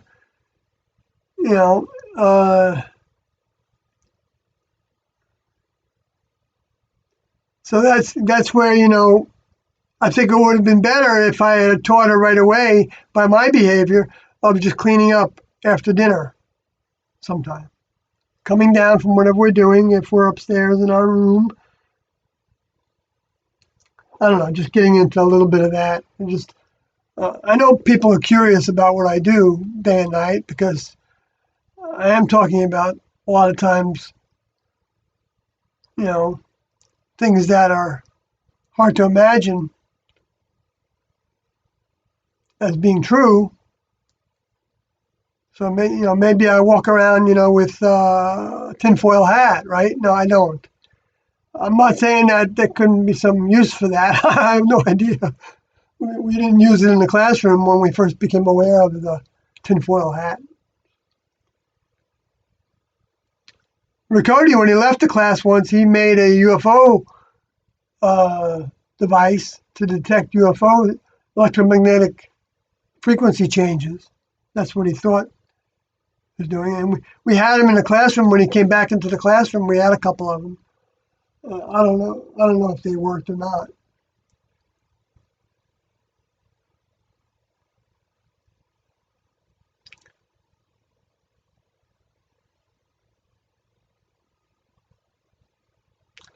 I'll go back to the chat room. I haven't been yet for a while.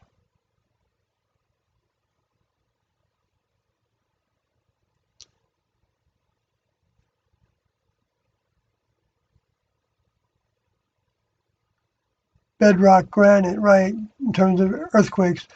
Okay, Jay Pollock says, Sawyer, I was reading today that the class wore rings on their left ring fingers. Does that have any meaning to you? Yes, we did. We had a gold wedding ring that Doe gave us. After T left her vehicle, Doe started wearing, not right away, but probably within a week, maybe. Had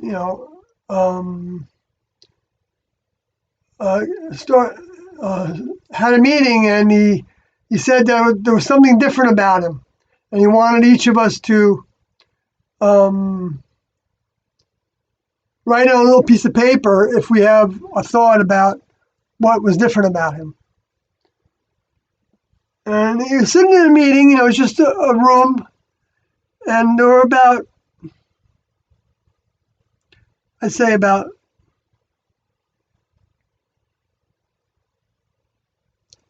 34 or 5 of us, I don't know. somewhere in the 30s.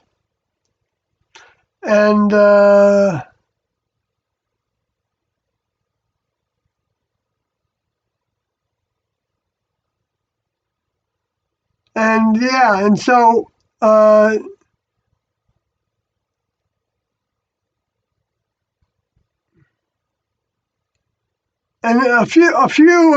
some of the students, I'm not sure how many, recognized.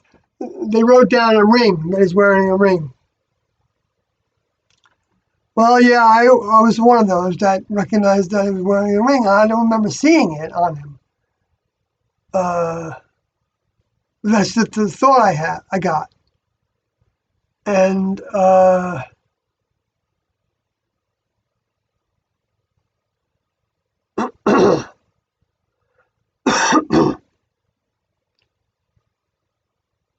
and someone could say, well, you just unconsciously saw the ring on his finger.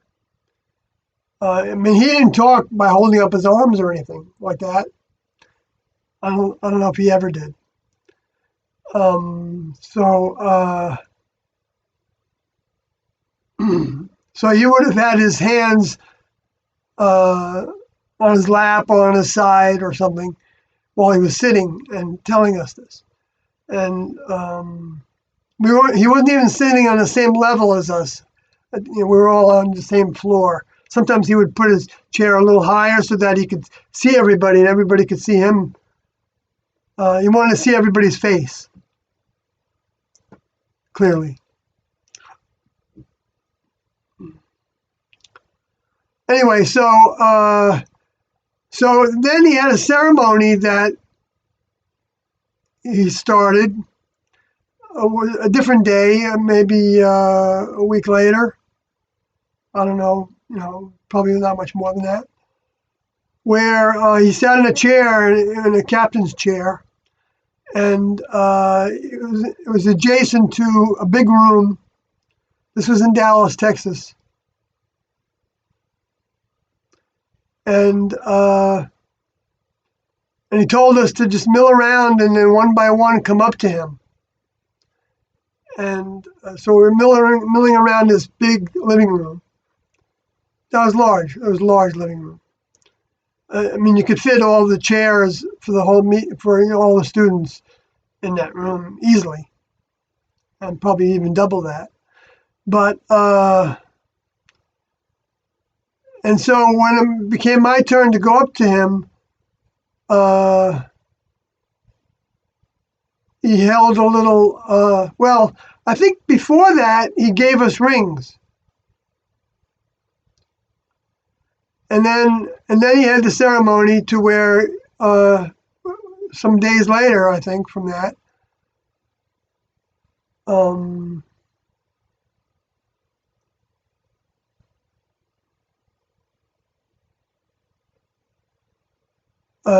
where I call it a ceremony, but there was no like marching in place. We didn't put on different clothes. There was no paraphernalia associated with it. We weren't holding a stick or anything, or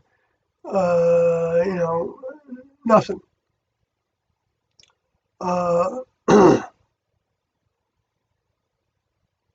And when I walked up to him, he was like sweating, kind of profusely. I could see on his forehead, and I could see droplets of like a shiny. Maybe not droplets, but it was just shiny, and I could tell he was perspiring. And he was just sitting. And he had several individuals went before I went. And and I didn't, pay attention to what was happening when I was milling around. He just wanted us to, not just be staring at them. And he didn't actually give us all those instructions. I just knew that I wasn't to just, just watch them. Anyway, so that's an example of how when the next level gives you an instruction, they don't tell you necessarily everything associated with that instruction that you're going to encounter. So it gets left up to you to pull in from your feeler, your sort of as the solar plexus kind of area of the body, feeling what's the right behavior in the circumstance. And that becomes like an intuition. And I think that's where the idea of intuition comes from, having a feeling about something. And that can happen in a lot of ways to us. And so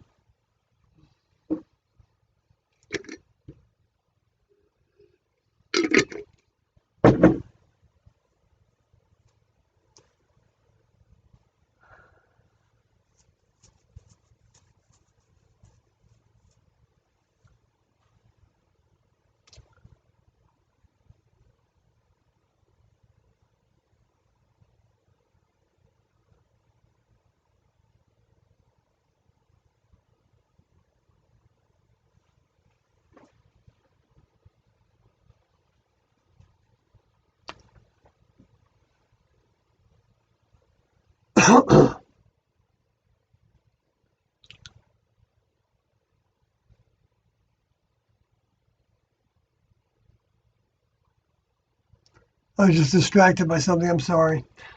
So anyway, so the rings. And so then when I got standing in front of him, he was sitting in the chair, and I was standing in front of him. He put his hands on my head, both sides of my head, and he kissed me on the forehead. And he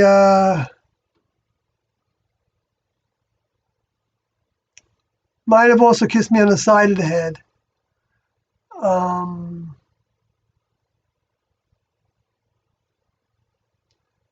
And I don't know that he said anything. I don't really remember any words, but it was like I was like hearing his thoughts. I was like, he loved his students. He did. He does. He loves everybody that wants to grow in his direction. And he had, I think he had equal love for all of us. Not that he didn't know that some of us had different things to overcome.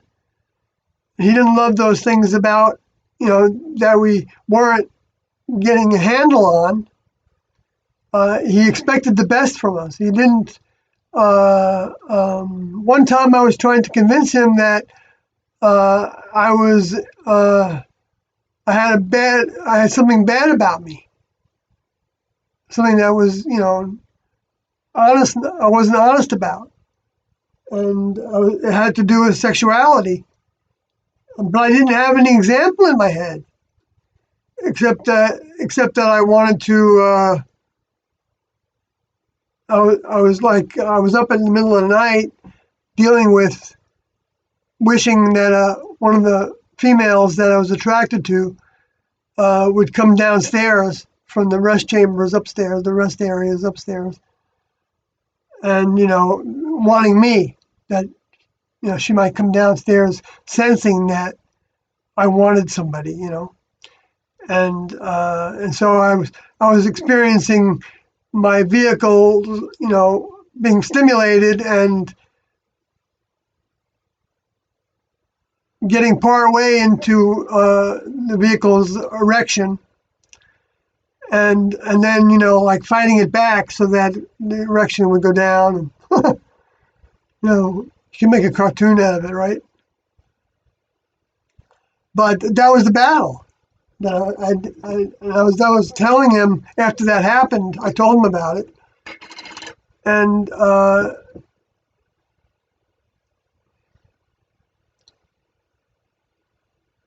he said to me, he said, "Well," he said, I'm not going to accept that you can't handle this."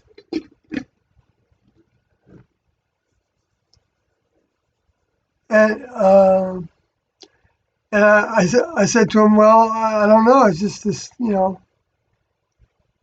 And he said, but if you're going to force me, he said to me after I hemmed and hawed like that a few times, you know, he said, well, if you're going to force me to accept it, then I guess I'm going to have to.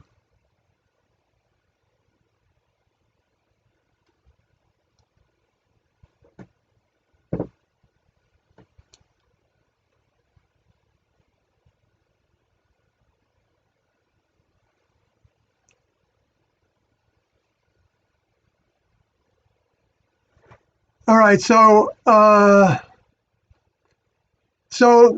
was asked to turn in the ring before I left, and Sorority asked me on behalf of Doe's instruction, and I didn't have any problem with it. I at that point I had so removed my consciousness from the love I have for my older member. I know I have love for my older member. I know I love my older member. But love is in degrees. You know, it's not like, and the way we show our love for older member is by changing the behaviors and ways that we know that we have that are lesser than what our older member would want us to learn to overcome, and being of service.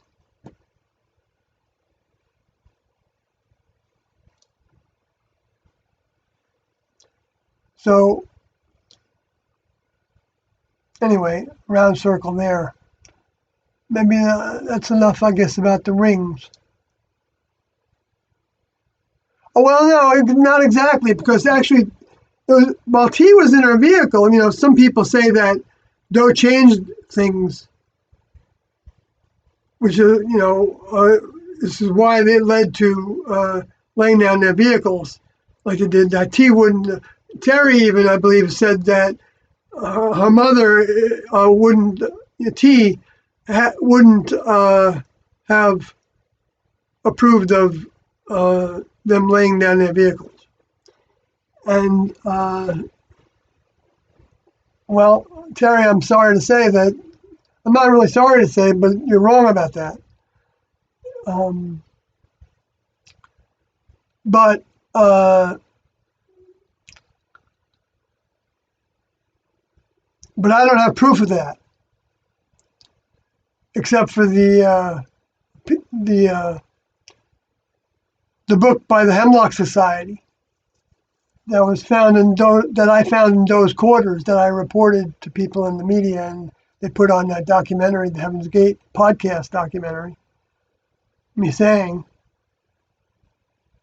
I found that in Doe's quarters when I was moving Doe's furniture, and his personal effects were gone, but that was left behind. Now, did Doe accidentally leave that behind? I don't know. He could have been blinded to it by T, who was outside her vehicle at the time. Wasn't long after T was outside her vehicle. And, or did Doe feel like it was instruction to leave it behind? So that, I know Doe wasn't casual about anything like that when it came to his job as a teacher, because he had to learn to be live up to his older members' standards by being with his older member for those years around the clock. And T's standards were higher than his. He told us that in the 1994 tapes.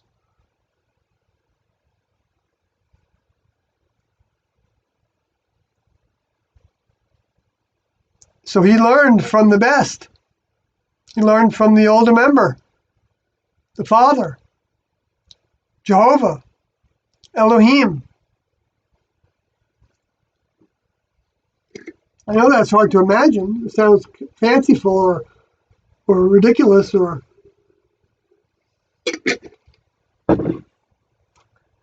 but it's the truth. I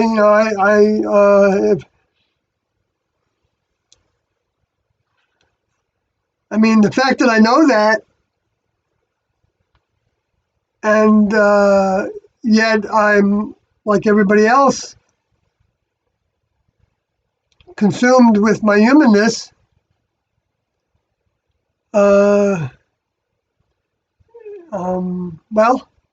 Well, but I'm not the judge of myself,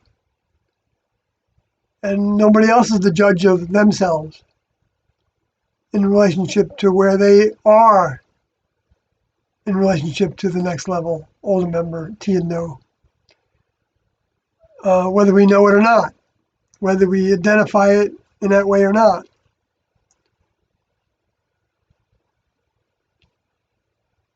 There's no negative in it. Because nobody would be nobody is led any more than I'm leading anybody to do anything. I could say that you all aren't paying attention. If I thought you said something in the chat room that I thought you've been in this chat room a bunch of times and you should know better. No, that's not for me to judge that, because I don't know that I'm doing a decent job anyway. You know what I mean? I could be confusing people more than providing any kind of a help. I've done that. I know, I think I've gotten better at, in my writing, I've tried to get better at it, at not trying to go off on too many tangents at the same time, get to the point faster.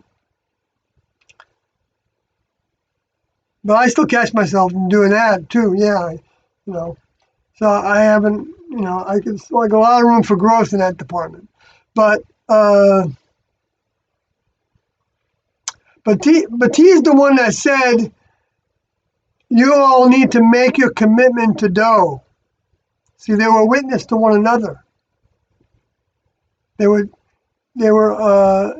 like in Revelation 3:12, where let me go read that.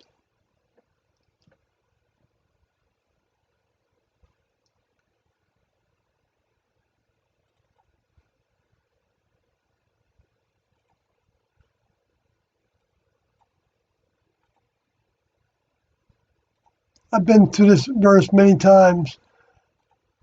I'm sure you all that have been on this live stream for a while.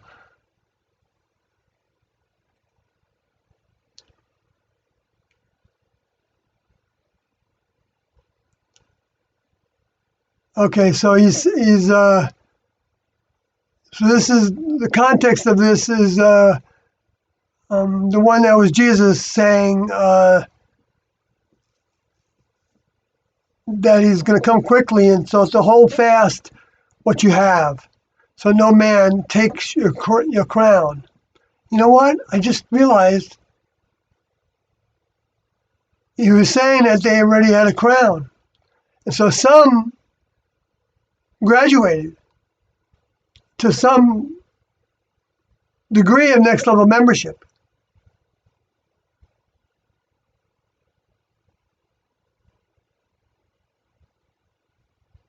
But then again, that can be seen as, don't take your crown as being the ultimate crown. In other words, take you off the path. So I can't actually make that connection there accurately. But with a lot of prophecy, a lot of times there's other things that lead me to say that, because they were laying down their vehicles before they even came in Revelation chapter 4, I believe. And to me, that was the indication that they were going to crash those primitive spacecrafts in New Mexico and Arizona and Texas. Anyway, so Revelation 3:12, I'm going to read it because I'm not going to take the time to put it on the screen. It's him that overcometh will I make a pillar in the temple of my God, and shall go no more out. And I will write upon him the name of my God, and the name of the city of my God, which is the New Jerusalem, which cometh down out of heaven from my God. And I will write upon him my new name. I just realized that. And my new name, let's see. Cometh down out of heaven from God, and my new name.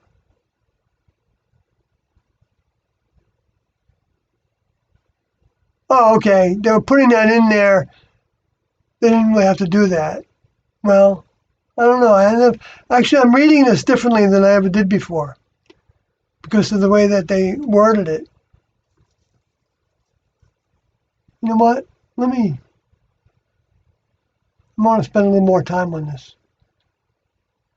So let me give it to you all in the shape of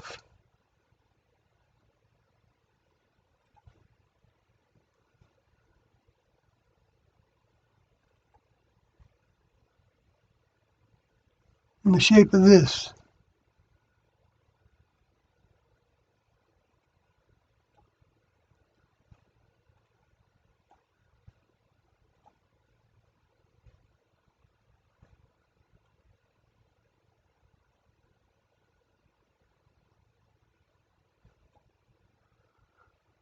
So whoops, I'm going to go back. Oh, Lord.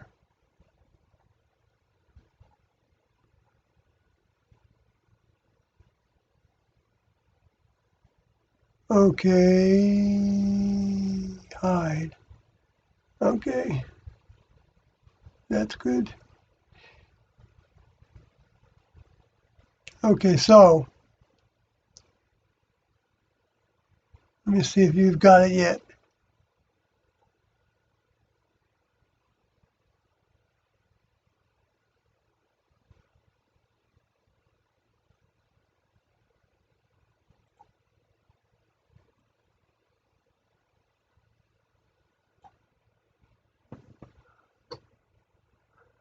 All right, so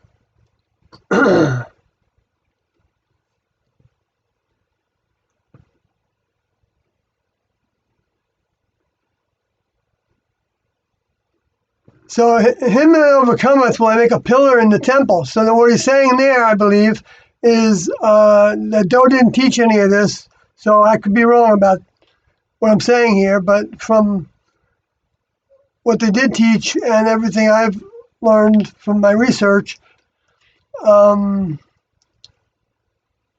pillar is saying that I'm going to make you a part of the spacecraft, the temple and the crew. I'm going to make a pillar. In other words, you're going to be a functional part of that operation. The temple represents the spacecraft in this. And he talks about it even as the New Jerusalem. The city of is the New Jerusalem. And his God is his deity, his older member. So I'm going to make you a crew member on a spacecraft laboratory that's belongs to is T's craft, T's spacecraft, and you'll be there permanently. You go no more out. You'll have that forever. As long as you stay connected, as long as you choose to stay connected, you still have free will. You still have free will to choose, okay, you know what, I'm going to take the spacecraft and I'm going to go zip over there to Zeta Reticuli and see what's happening over there. Now, you wouldn't do that unless it was a task that was assigned to you by your older member. Your older member might say, every so often, you need to go over there. Or why don't you go over there now? And, and that might be all the older member needs to say. And that might mean go over there and you might already know what that task entails because you might have done it before. Or they might have come with a new instruction on move it along a little bit, help that become a working garden or something. And so then the task would be to take a crew with you and set up a circumstance on a human kingdom circumstance.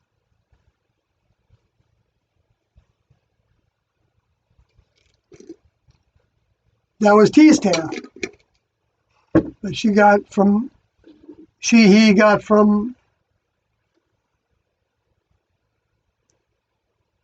am I going to say she, he? Am I going to say then he? No, I should just keep it the way it is. I know don't use the pronoun he. I know it's not correct now in some circles. I'm sorry about that. It's going to have to be something that some people are going to have to overcome, though, if they keep on growing to the next level. That could be a stumbling block for somebody, I think it would be a kind of a minor one. If you've got to be that particular about the pronouns.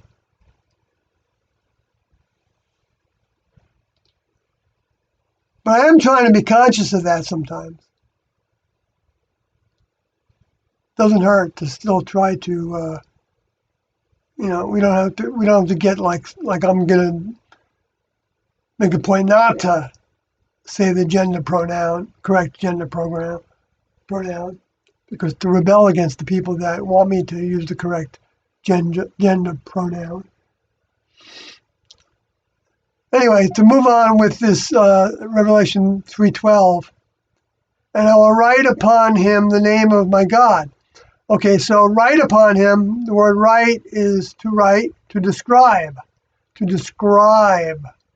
figuratively to describe.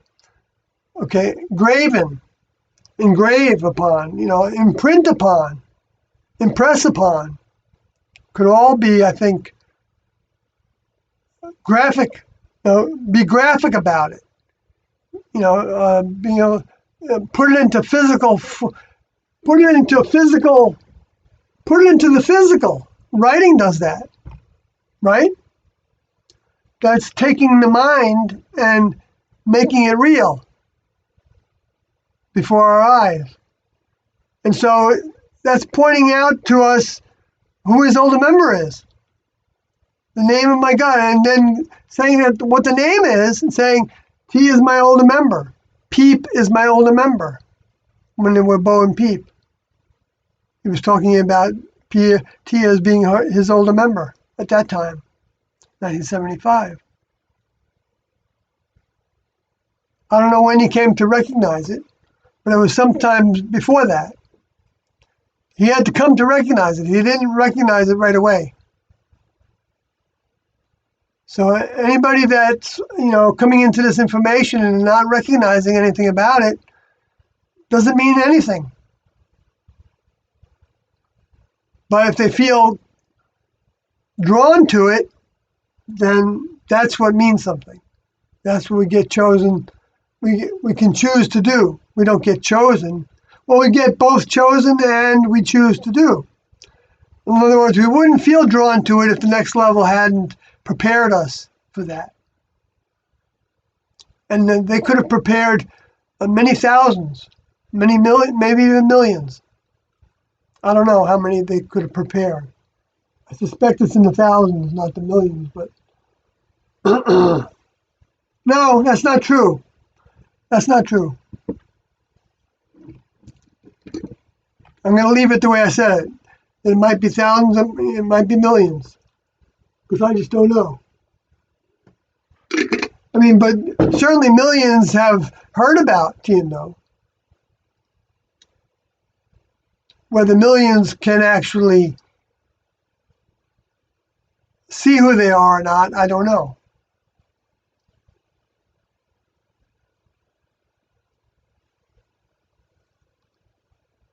Or even if millions can see who they are,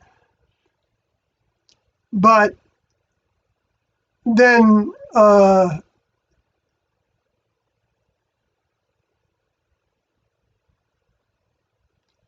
that they can lose that, but then they can be woken up to it again.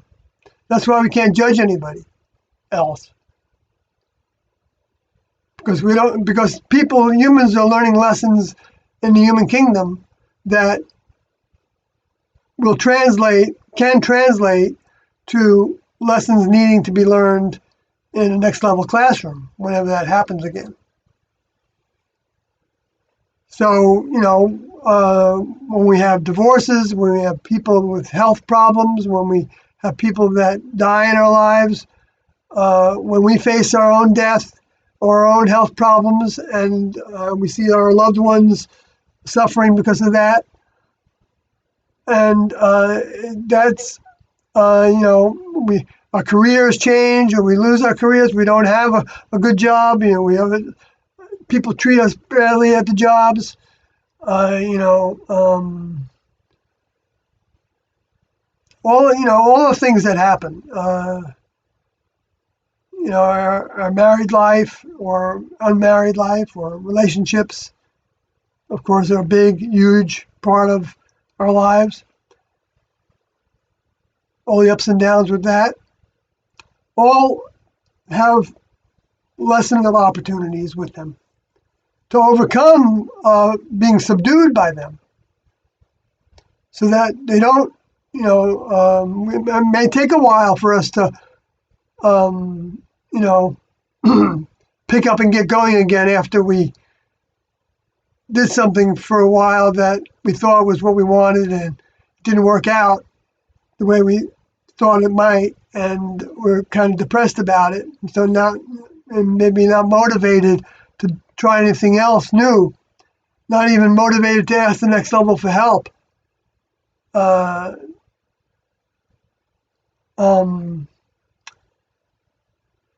then the next level has ways of helping people even though they're not consciously asking.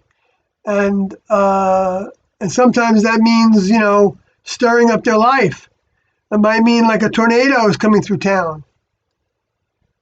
And even though you might not be hit by that tornado, you recognize, wow, that person over there got hit by that tornado and I didn't. And it was right here, and I heard it, I felt it, the enormous power those storms have. And it just, all of a sudden, I see the wreckage and stuff, and it's like I start to ask questions about things. One question might be, maybe I don't want to live here. Because you know what? There's a history of this happening here. Maybe I don't want to be that random person that's on that path. Or maybe I don't need all those photo albums to feel love for the ones I've lost or in the past. And people can have a sensuous experience when they take those albums out and they reminisce about all the things. That's another form of sensuality. Family is a form of sensuality, as Tiendo taught. Human family. It's not a form of sensuality in the next level family, because the relationship of love is to each person to their older member. And because we all then have that in common, we share that same love with our fellow crew members.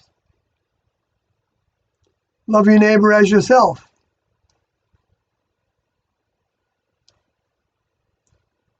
But you definitely recognize that you have a different relationship with your older member than you have with your crew members. But you give them the same, crew members, the same respect and the same, because that's the ways of the next level. Now, if an older member was in the room and a crew member was in the room, and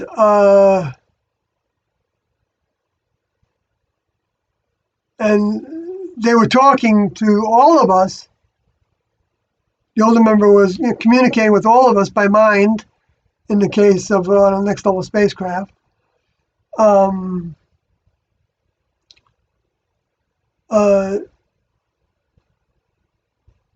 then to have any relationship with fellow students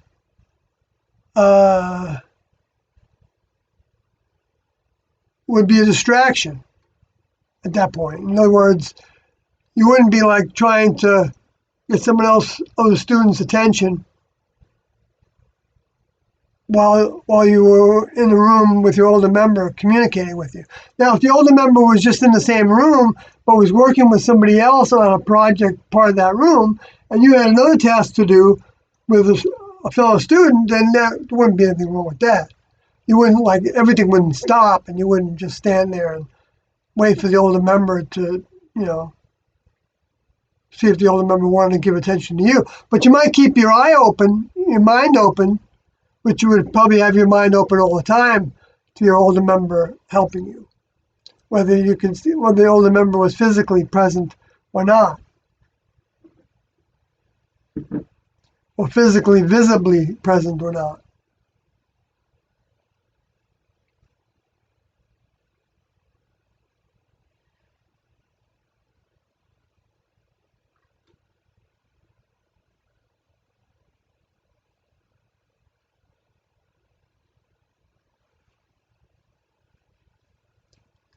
That's actually fun. It's not, that's satisfying. That's interesting. I mean, because the older member,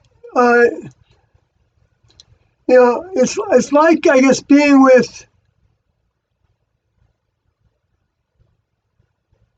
somebody that you really love and respect and trust. With a good parent, a parent that's not abusing you in any way. Or let's say a parent even that might kind of abuse somebody in some ways, hopefully, in minor ways, but even if it's in a major way, people can overcome that remaining a negative, I believe. But and forgiving that person. But because they know now what they do. If they knew what they were doing, then they wouldn't abuse anybody. So, I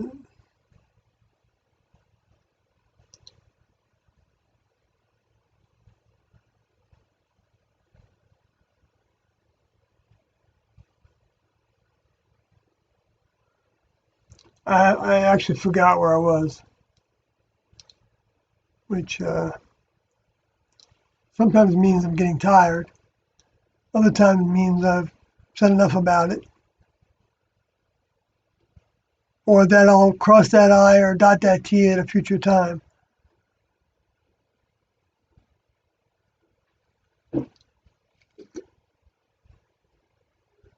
I need some more water.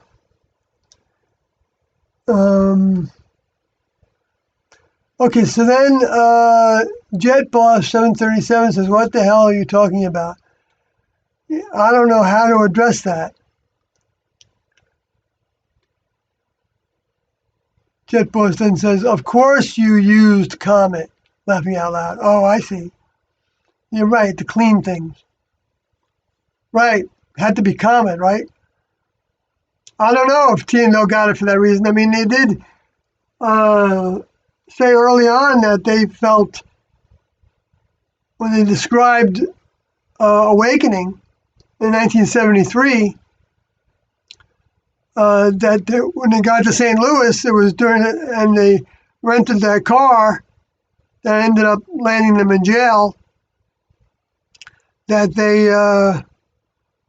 was during the time, it was at Christmas, and during the time that Khoutek was at perihelion. And Khoutek was considered to be a great comet. In other words, it could be seen by the naked eye. I don't know if it could be seen by the naked eye during daylight or not.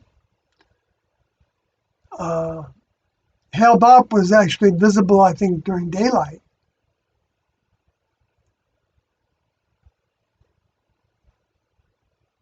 Maybe it wasn't complete daylight. I didn't actually see it. Stupid me. I was so asleep.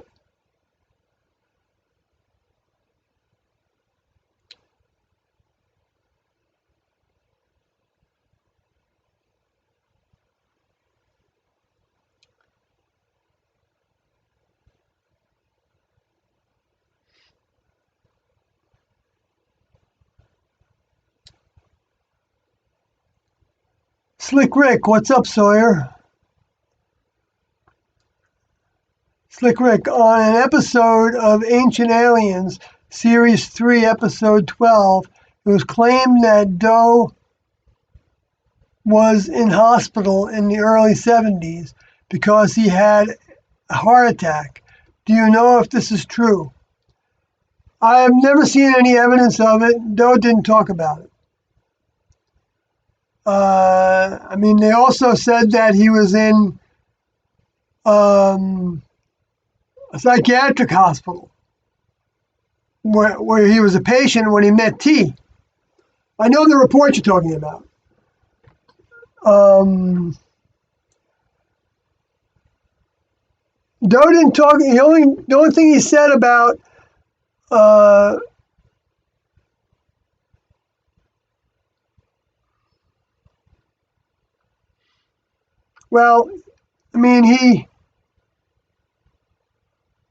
he talked about, when he was singing with the Houston Opera and but just a little bit, just he didn't really talk about it. I can't actually, but if you read the '88 update, you're going to see most of the information that I have. It's also on the Beyond Human tapes. He describes meeting T and getting started and all that. And also in the 1994 audio tapes, he talks about it again.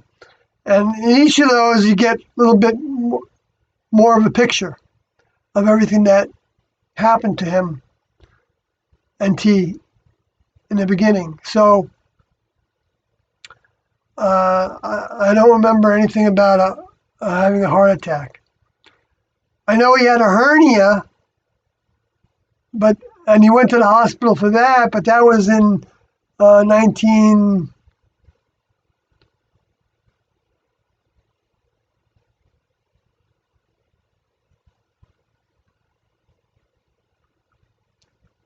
85 or 6 or 7 when he went to the hospital to get the hernia fixed. And I know he was visiting. He met T in the hospital where T worked as a nurse. She was substituting for another nurse because T was stationed to be in the nursery working with the preemie babies. And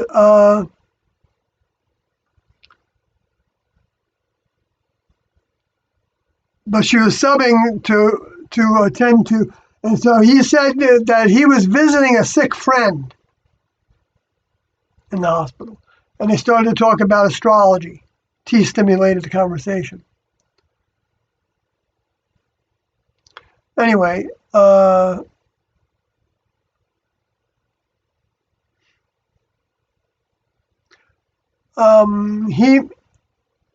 don't know if he ever went to a treatment program for alcoholism. It would have been for drug addiction because he wasn't into drugs.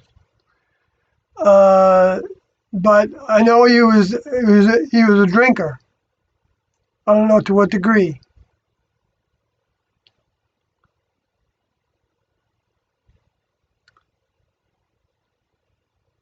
Let's see. But he met T in 1972, and at that hospital, and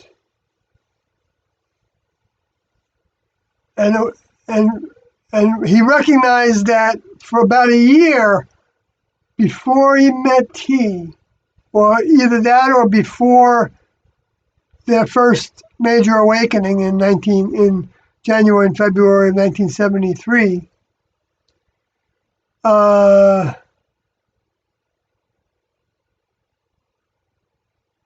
That some of his human behaviors were dropping away. Now, I don't know if that meant that his relationship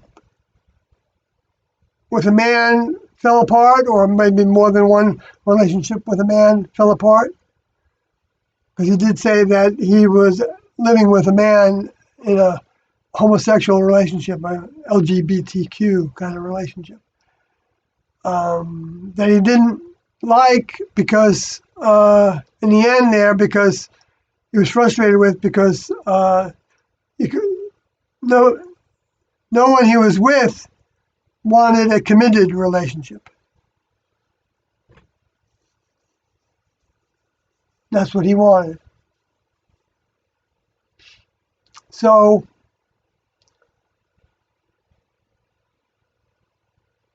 now I think Terry might have given the first indication of that.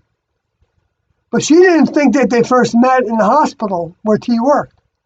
She thought they first met at a voice lesson class. And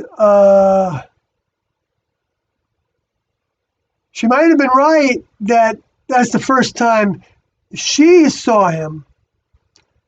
But whether that was the first time T saw him, met him, she might be wrong about that. Or if T was there and she just assumed that they met at that point. Or maybe she saw them together communicating and didn't know that they met before that at the hospital. You know, I could see how Terry could have been in that circumstance.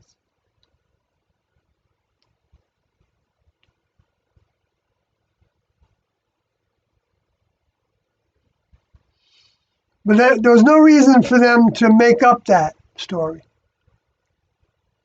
Because they were already talking about things that people weren't going to believe in and thought they were crazy about. So there's no reason to not be transparent and say the things that you want to say about it. I mean, that would be any logical mind, I think, would recognize that.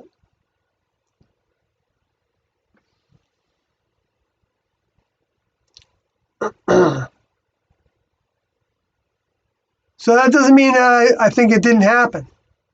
I don't know if it happened or not. It just wasn't the same story. And for all I know, he could have checked into a facility to try to conquer alcohol usage. And it could have been like a Betty Ford kind of place. And so people thought that he was working on his head. You know, there was a psychiatric aspect to it. But I don't think there was a psychiatric ward in a hospital that had a nursery. I mean, but then again, there might have been. So, yeah, there might have been a psych ward in the hospital where T worked. T didn't describe it that way.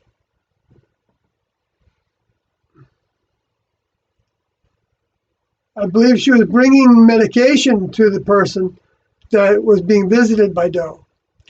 Now, I don't know why that person, Doe just said he was a sick friend. Didn't say what kind of sickness he had. For all I know, he could have been somebody that tried to take his life. You know what I mean? And might have been in a psychological part of the hospital where people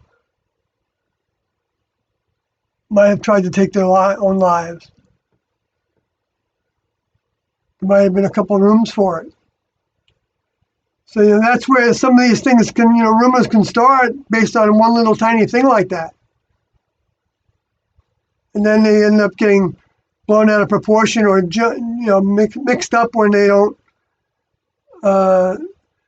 So I wouldn't repeat that to anybody. I would tell people if people wanted to know, I would tell them the whole story.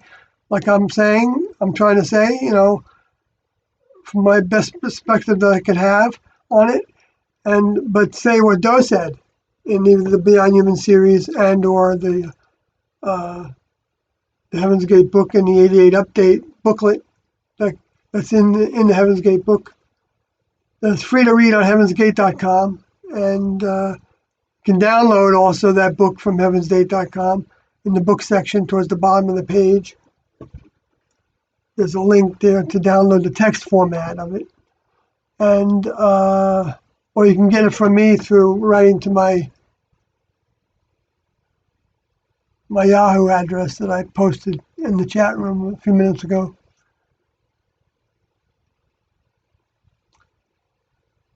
Okay, so Kathy Southwestern, hi, good evening to you. And I skipped you saying that to you before, sorry, but I got back to it. I was wondering if you were going to tune in. I know it's hard for you in these times. I'm sorry about that. I still haven't figured out a way within my schedule, and I kind of have to have things that, out of the way that are distracting to me. I shouldn't say that that's always got to be the case. I got to try to have some different time periods, have these live streams.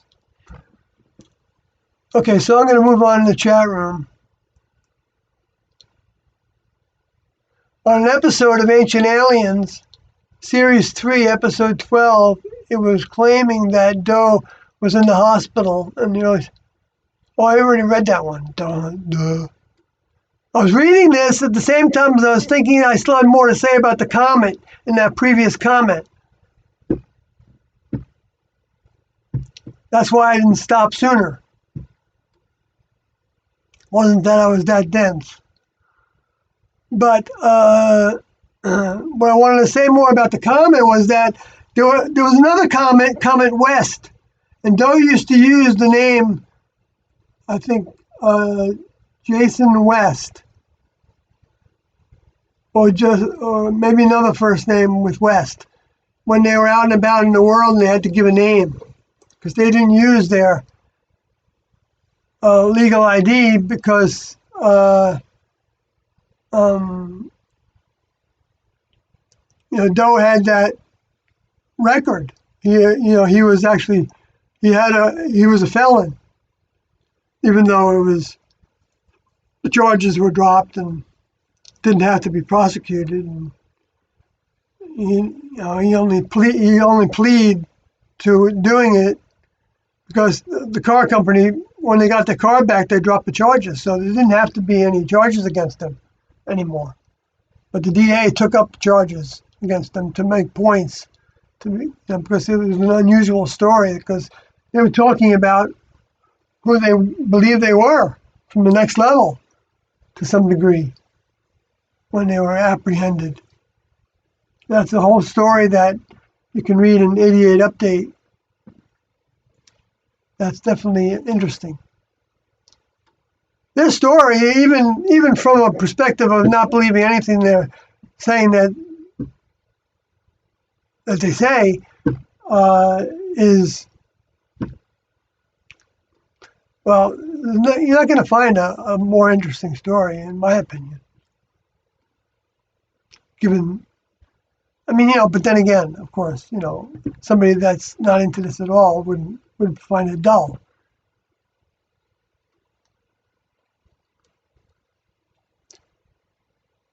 But so Comet West came, I think, to perihelion in 1976 and was also considered a great comet. In other words, you can see it from the naked eye. I think it's important that we identify the comets that we can see with the naked eye, because like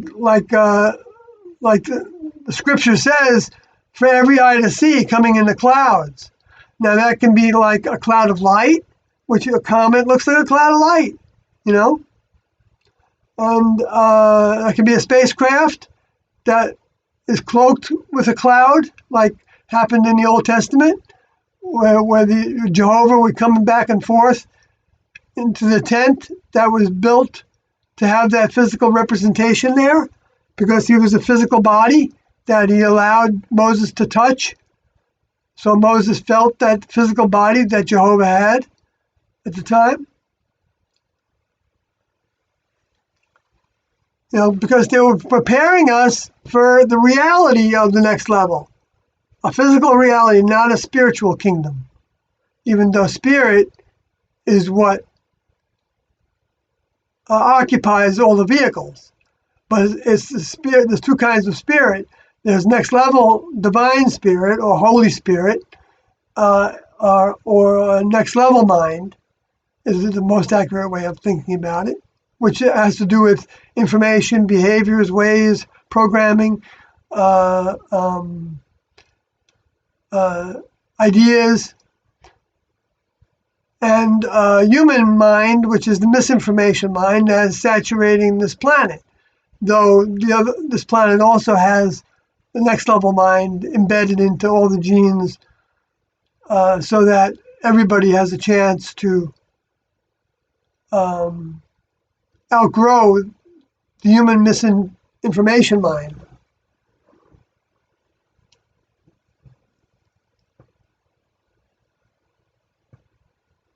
As being the basis of their existence.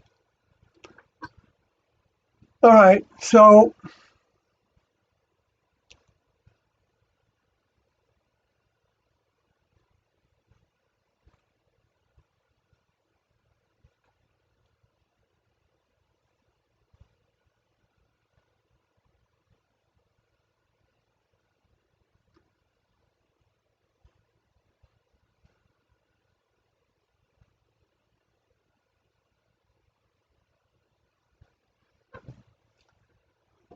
all right, so let me see any more on comets.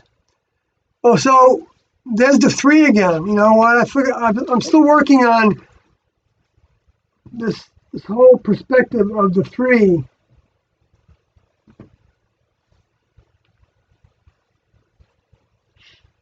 But it can be just the third.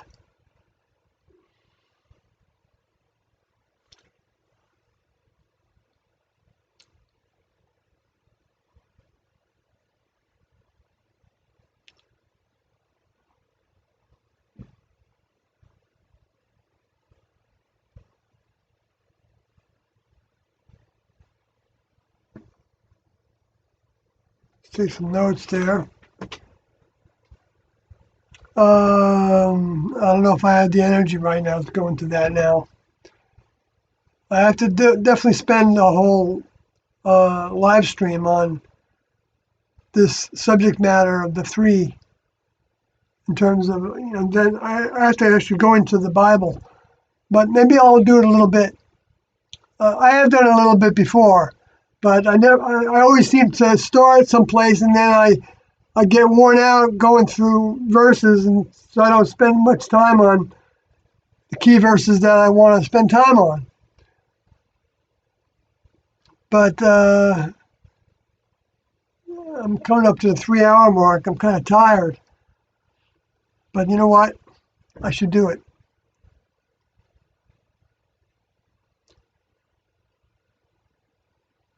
So let me start it with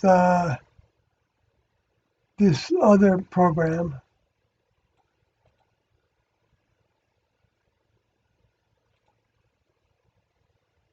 Well, I actually, I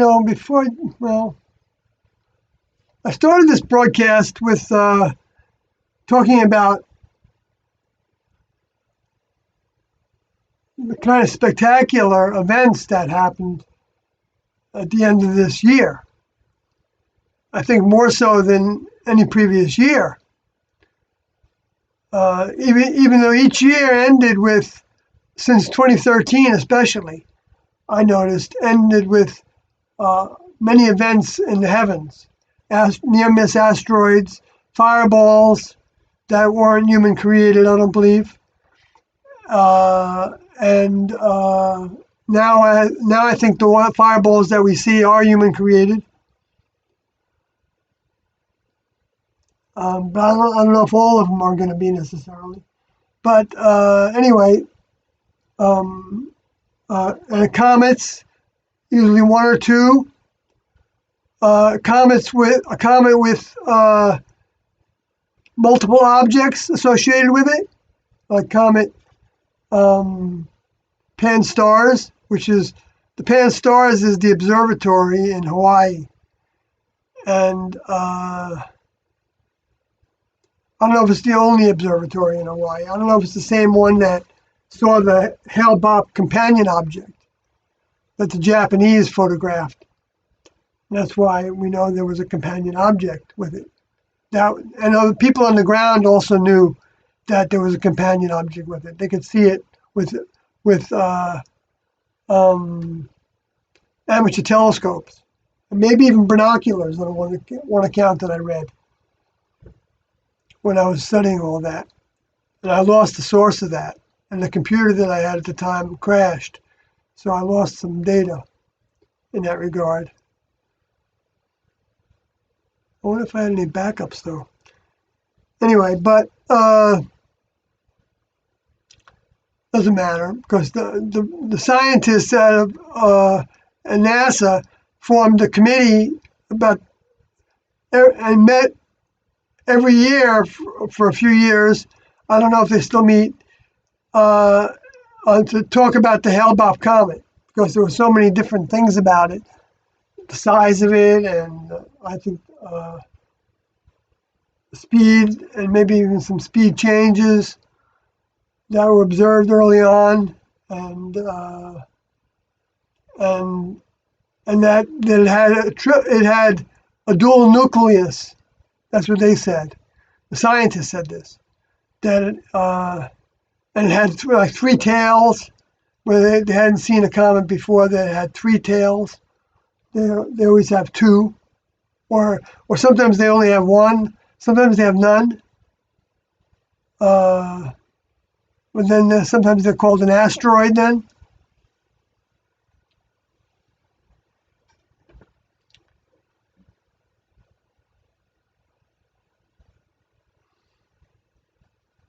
Anyway, get back to this verse here.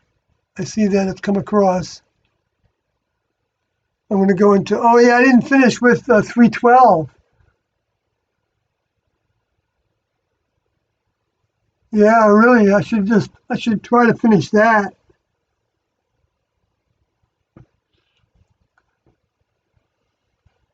Because the name of the New Jerusalem, the city of my God, New Jerusalem,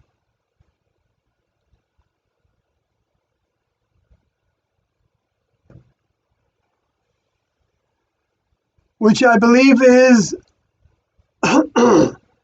making reference to the spacecraft, T's craft.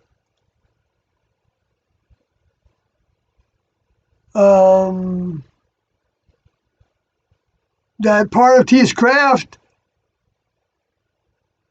might be parked right on top of the Earth.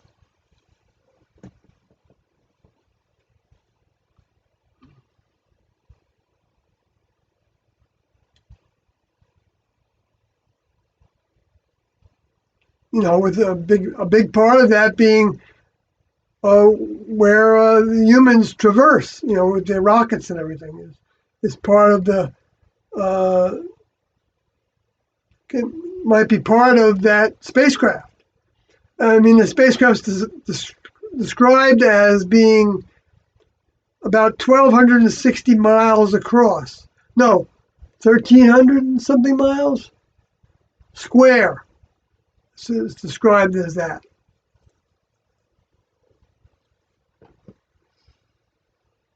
Let me go to that verse. So I'm probably not going to do the 3 tonight, this morning. See, Revelation 20. Was it 20 or 21? I don't go to this place too often. There it is, yeah, 20. Oh no, that's where Lucifer is put into the lake of fire. And there's a new crop then of Luciferian, space alien, fallen angels. So let me go to the next chapter. There it is, 21, right. And I saw a new heaven and a new earth, for the first heaven and the first earth were passed away, and there was no more sea. So that might mean that there's actually not going to be any oceans when this is all said and done. And maybe it'll all be evaporated. I don't know how that's going to work.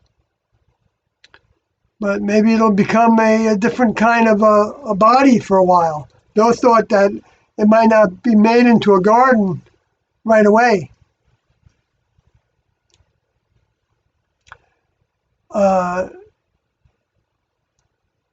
And I, John, saw the holy city, New Jerusalem, coming down from God out of heaven, prepared as a bride adorned for her husband.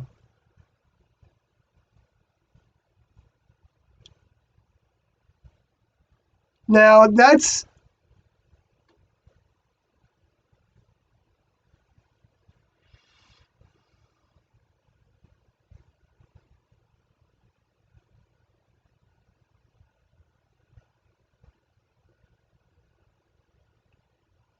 there's several ways of looking at all this.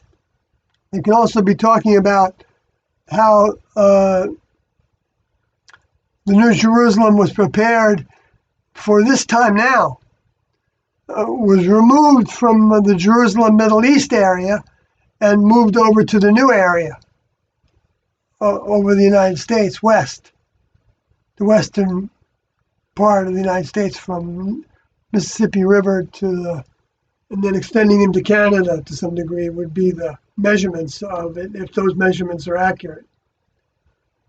Doesn't really matter if they are. What matters is that these kind of thoughts and these parts of the records that aren't 100% accurate, the revelations, I don't consider them 100% accurate because T and Do didn't. They considered what Jesus said was kept accurate by a next level crew in the four Gospels. They weren't saying that we couldn't refer to other things that Jesus said in other books, like in the Gospel of Thomas, the Nag Hammadi library, or the Dead Sea Scrolls materials, which would, or not Josephus, he didn't say anything about it. Well, he gave one indication that there was an individual that could have been interpreted to mean it was Jesus. Anyway, that he was aware of. Anyway, so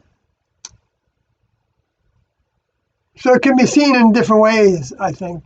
But this can also be seen as the New Jerusalem being what ended up being Los Angeles, city of, it says right here, the holy city. In Revelation 3:12, what did it say? The city of my God.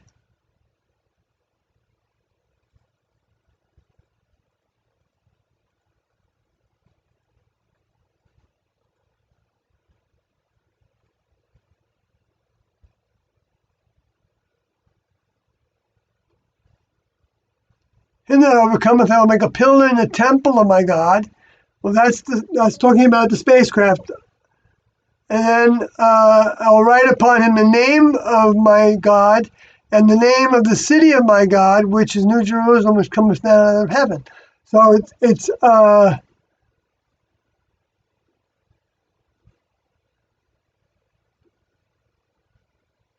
so since the name of his God is, and then it says, and I will write upon him my new name. Okay, so he's telling us the name of his older member, T, and he's telling us that he's got a new name also, Do. Now, if they didn't have human vehicles, then they wouldn't have any reason to have a name. That's why you can't just look at this as just being theoretical names.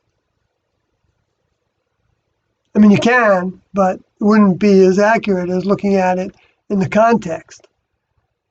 That this whole thing was designed to help people recognize a lot of the clues of who would be fulfilling the tasks of the two witnesses and the woman and the man in Revelation 12, T and Do, and that they're physical spacecrafts. So that puts all, so calling it a city is a way of describing it as because there's many members. What a city is, actually, if you look at the interpretation of that word,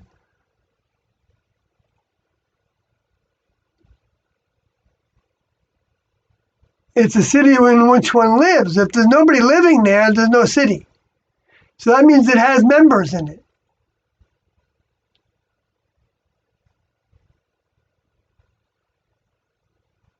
And it came from the heavens, from outer space. Uranus, the vaulted expanse, through the idea of elevation. Also the seed of God, that's where his headquarters is. Tindo didn't use the word seat. They said that they were from headquarters. They didn't talk about any of this Revelation material, hardly at all.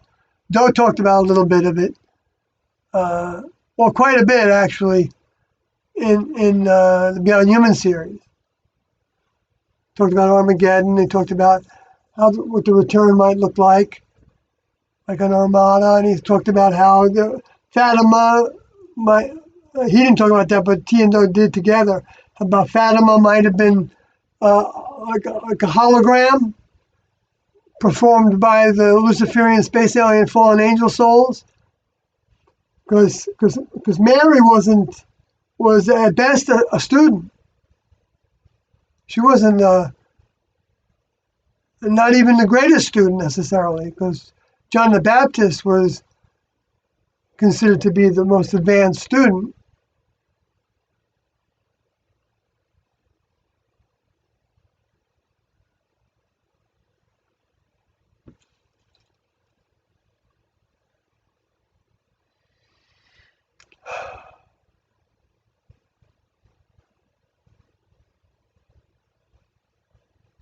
And writing upon it is telling you, this is what my name is.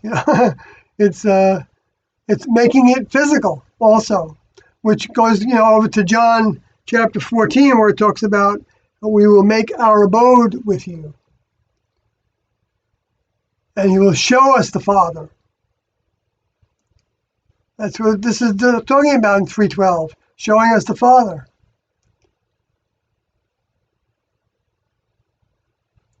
So these verses are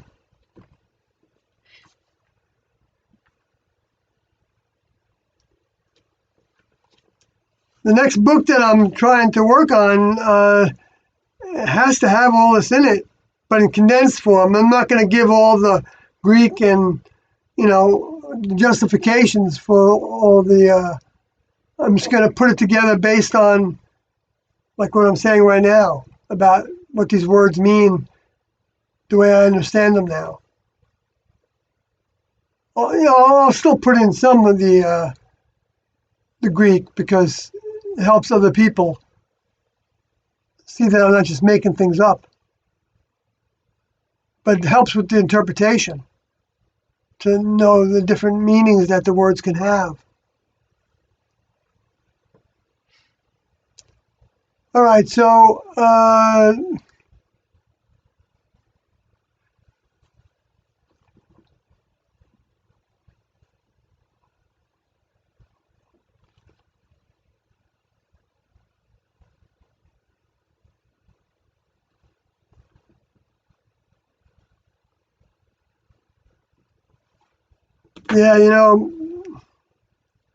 I still have to keep the focus on Scripture, but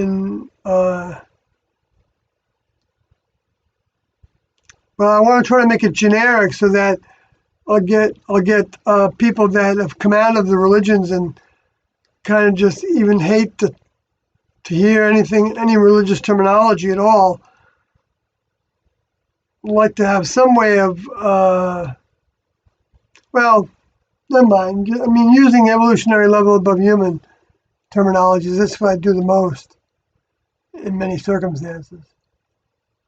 Because it's the most real. And it's what the ones that are most inclined to see this as reality are going to be responding to the best. And it can turn off people to go into scripture, but they'd have to get over that. Because there is a fact that the next level has been working with the planet for even before this civilization. And that means bringing their information here. So Jay Pollock is headed to bed. We'll catch up tomorrow. Good night, Sawyer. Thanks. Yeah, well, it's a good idea for me, too. Maybe I've said enough. I hope I've covered some things that are useful and new to some of you all. I mean, if you're like me, then if it's related to Tiando, then it's always kind of like great to be thinking about them and talking about them and everything they've done in the records and everywhere. So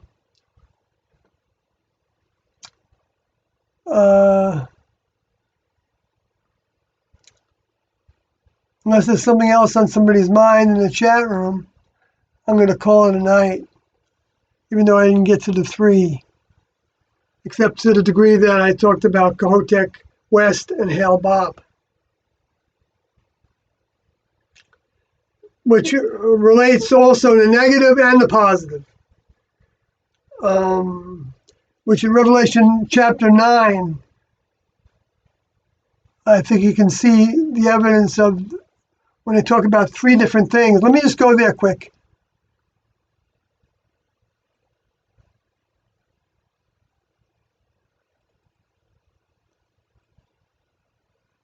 Well, first, the Revelation 6, where it talks about the white horse coming first, that's the next level. Then that's Do. And then Revelation 6, the red horse is George W. Bush, I believe, and Obama is the second black horse. And then the third horse is Trump with the green horse, and there might be somebody else that ends up being in the second part of the green horse. Maybe it'll be a Democrat because of all their focus on thinking that climate change is a national emergency. It is, but it's surviving it. It's not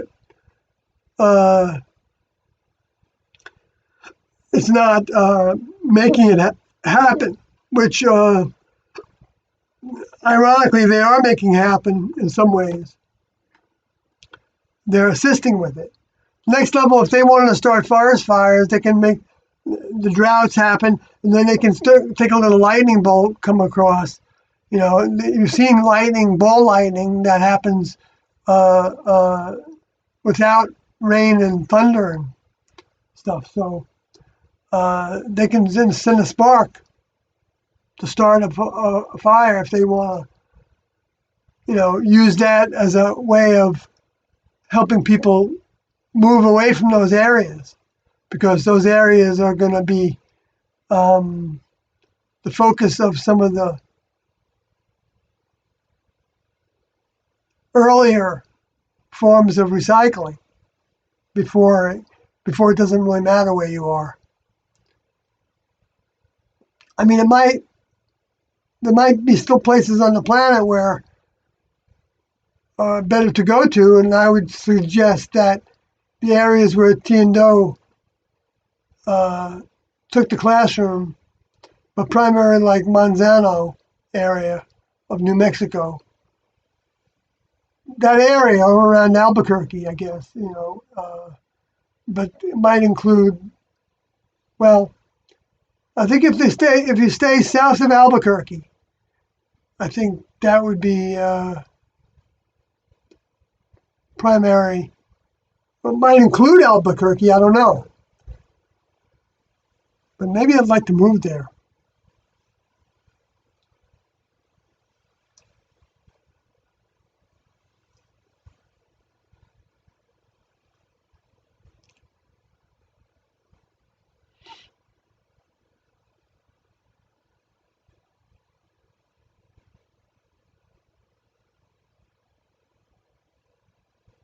Hmm.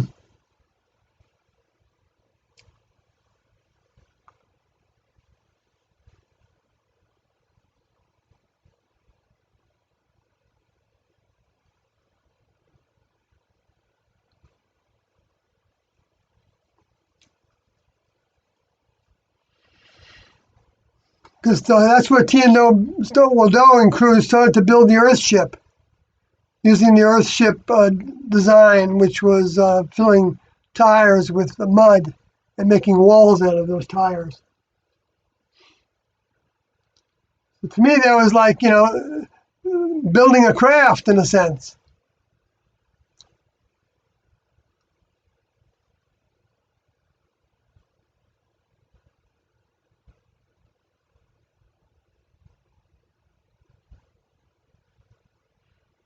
Hmm.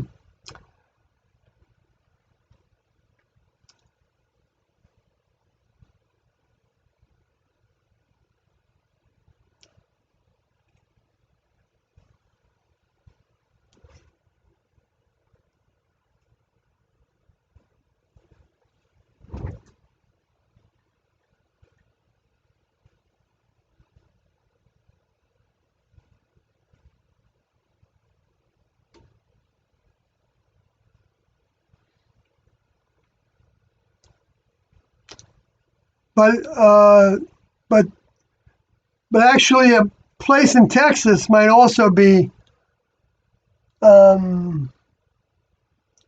section of Texas might also be an area uh, that would be okay to move to, because there were two triangular areas that Tiendo talked about being special locations, and one was like associated with San Antonio to Austin to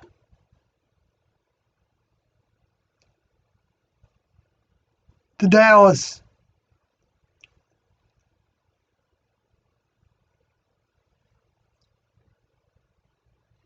All right, so I didn't get to that other three yet. Let me see here.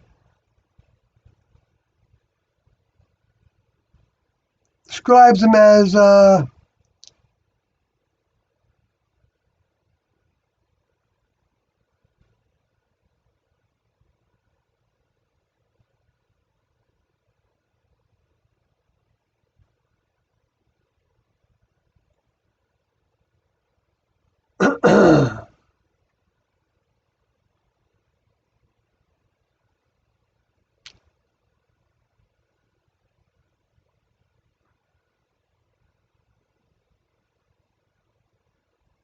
okay. He says in Revelation 9:17. It says, "And thus I saw the horses in the vision, and them that sat on them, having breastplates of fire, and of jacinth and brimstone. And the heads of the horses were as the heads of lions, and out of their mouth issued fire and smoke and brimstone." Okay, so these are depicting three people that what they say has to do with they're not from heaven. It wouldn't be just said. They wouldn't be calling them horses. They would have. They would call them white horses if they were from heaven.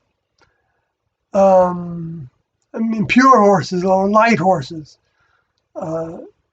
White, all associated with that, and the correct use of the word white.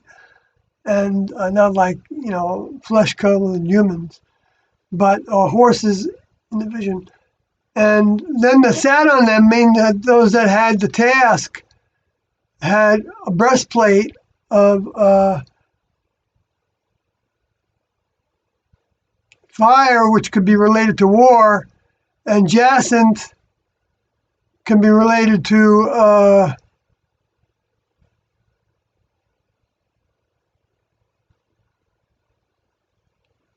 certain gemstones, right?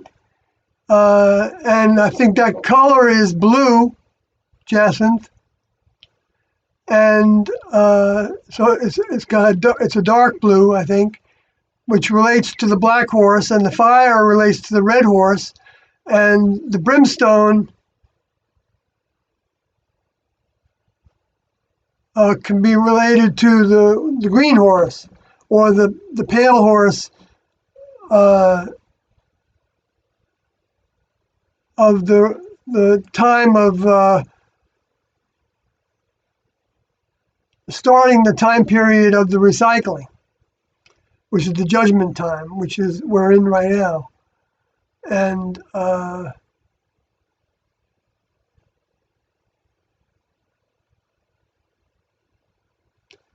heads of the horses are like lions, meaning they're predators. They're the kings of the earth, but they're the Luciferian kings of the earth. And that's what Lucifer was compared to being a lion, just like Jesus was compared to be the lion, compared to being a lion. Lion of Judah versus the lion of whelps, was it? No, lion of... Jesus is the Lion of Judah, but I forgot the way that Lucifer was described as a lion. But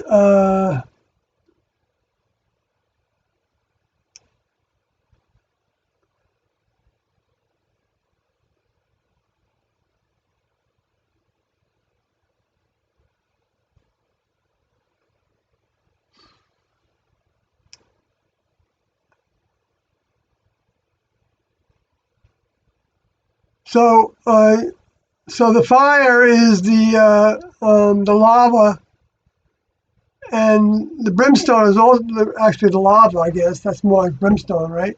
Or no, those are the flying stones, right? Those are the rocks that are flying through the air. And the ash is like the smoke. And that relates to smoke being the incense, and the ash in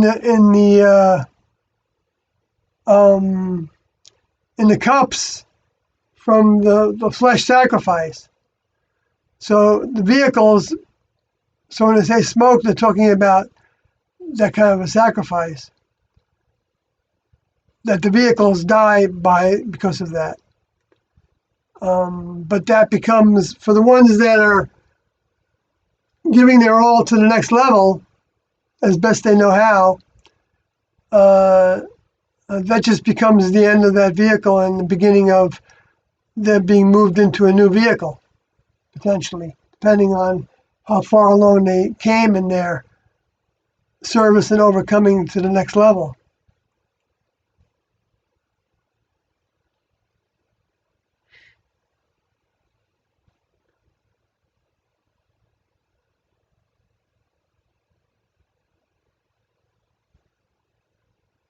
For their power is in their mouth and in their tails.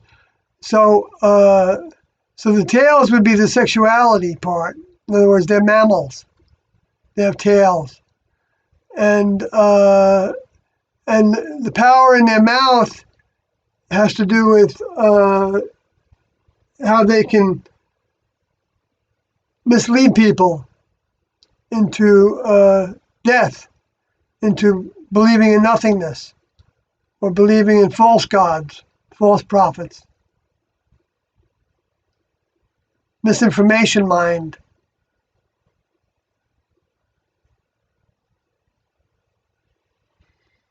All right, I think that's enough for now.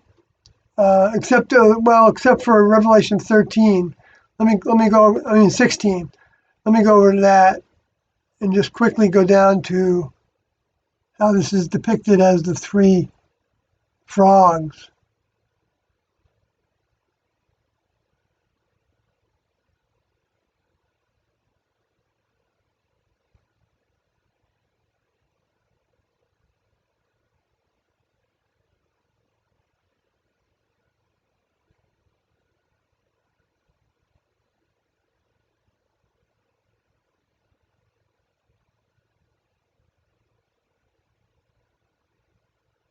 Let's see.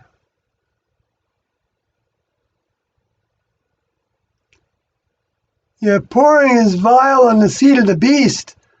I think that might mean that can be seats of the beast also, I think. New York and LA and Washington, D.C. Maybe that triangle, or maybe San Francisco's in there.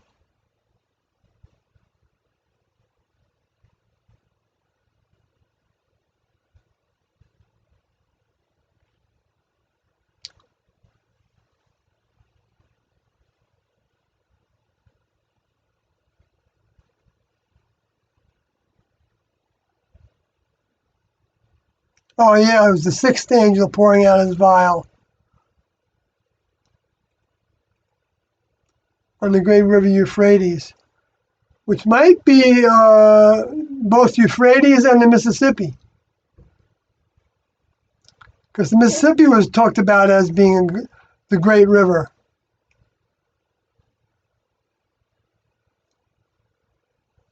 Mighty Mississippi.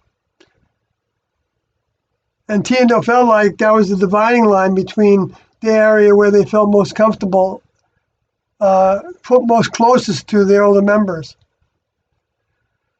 All right, so I got to that. Kind of completed a few thoughts there.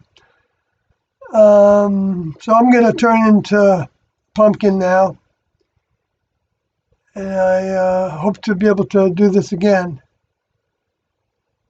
So have a good night, all. Good night.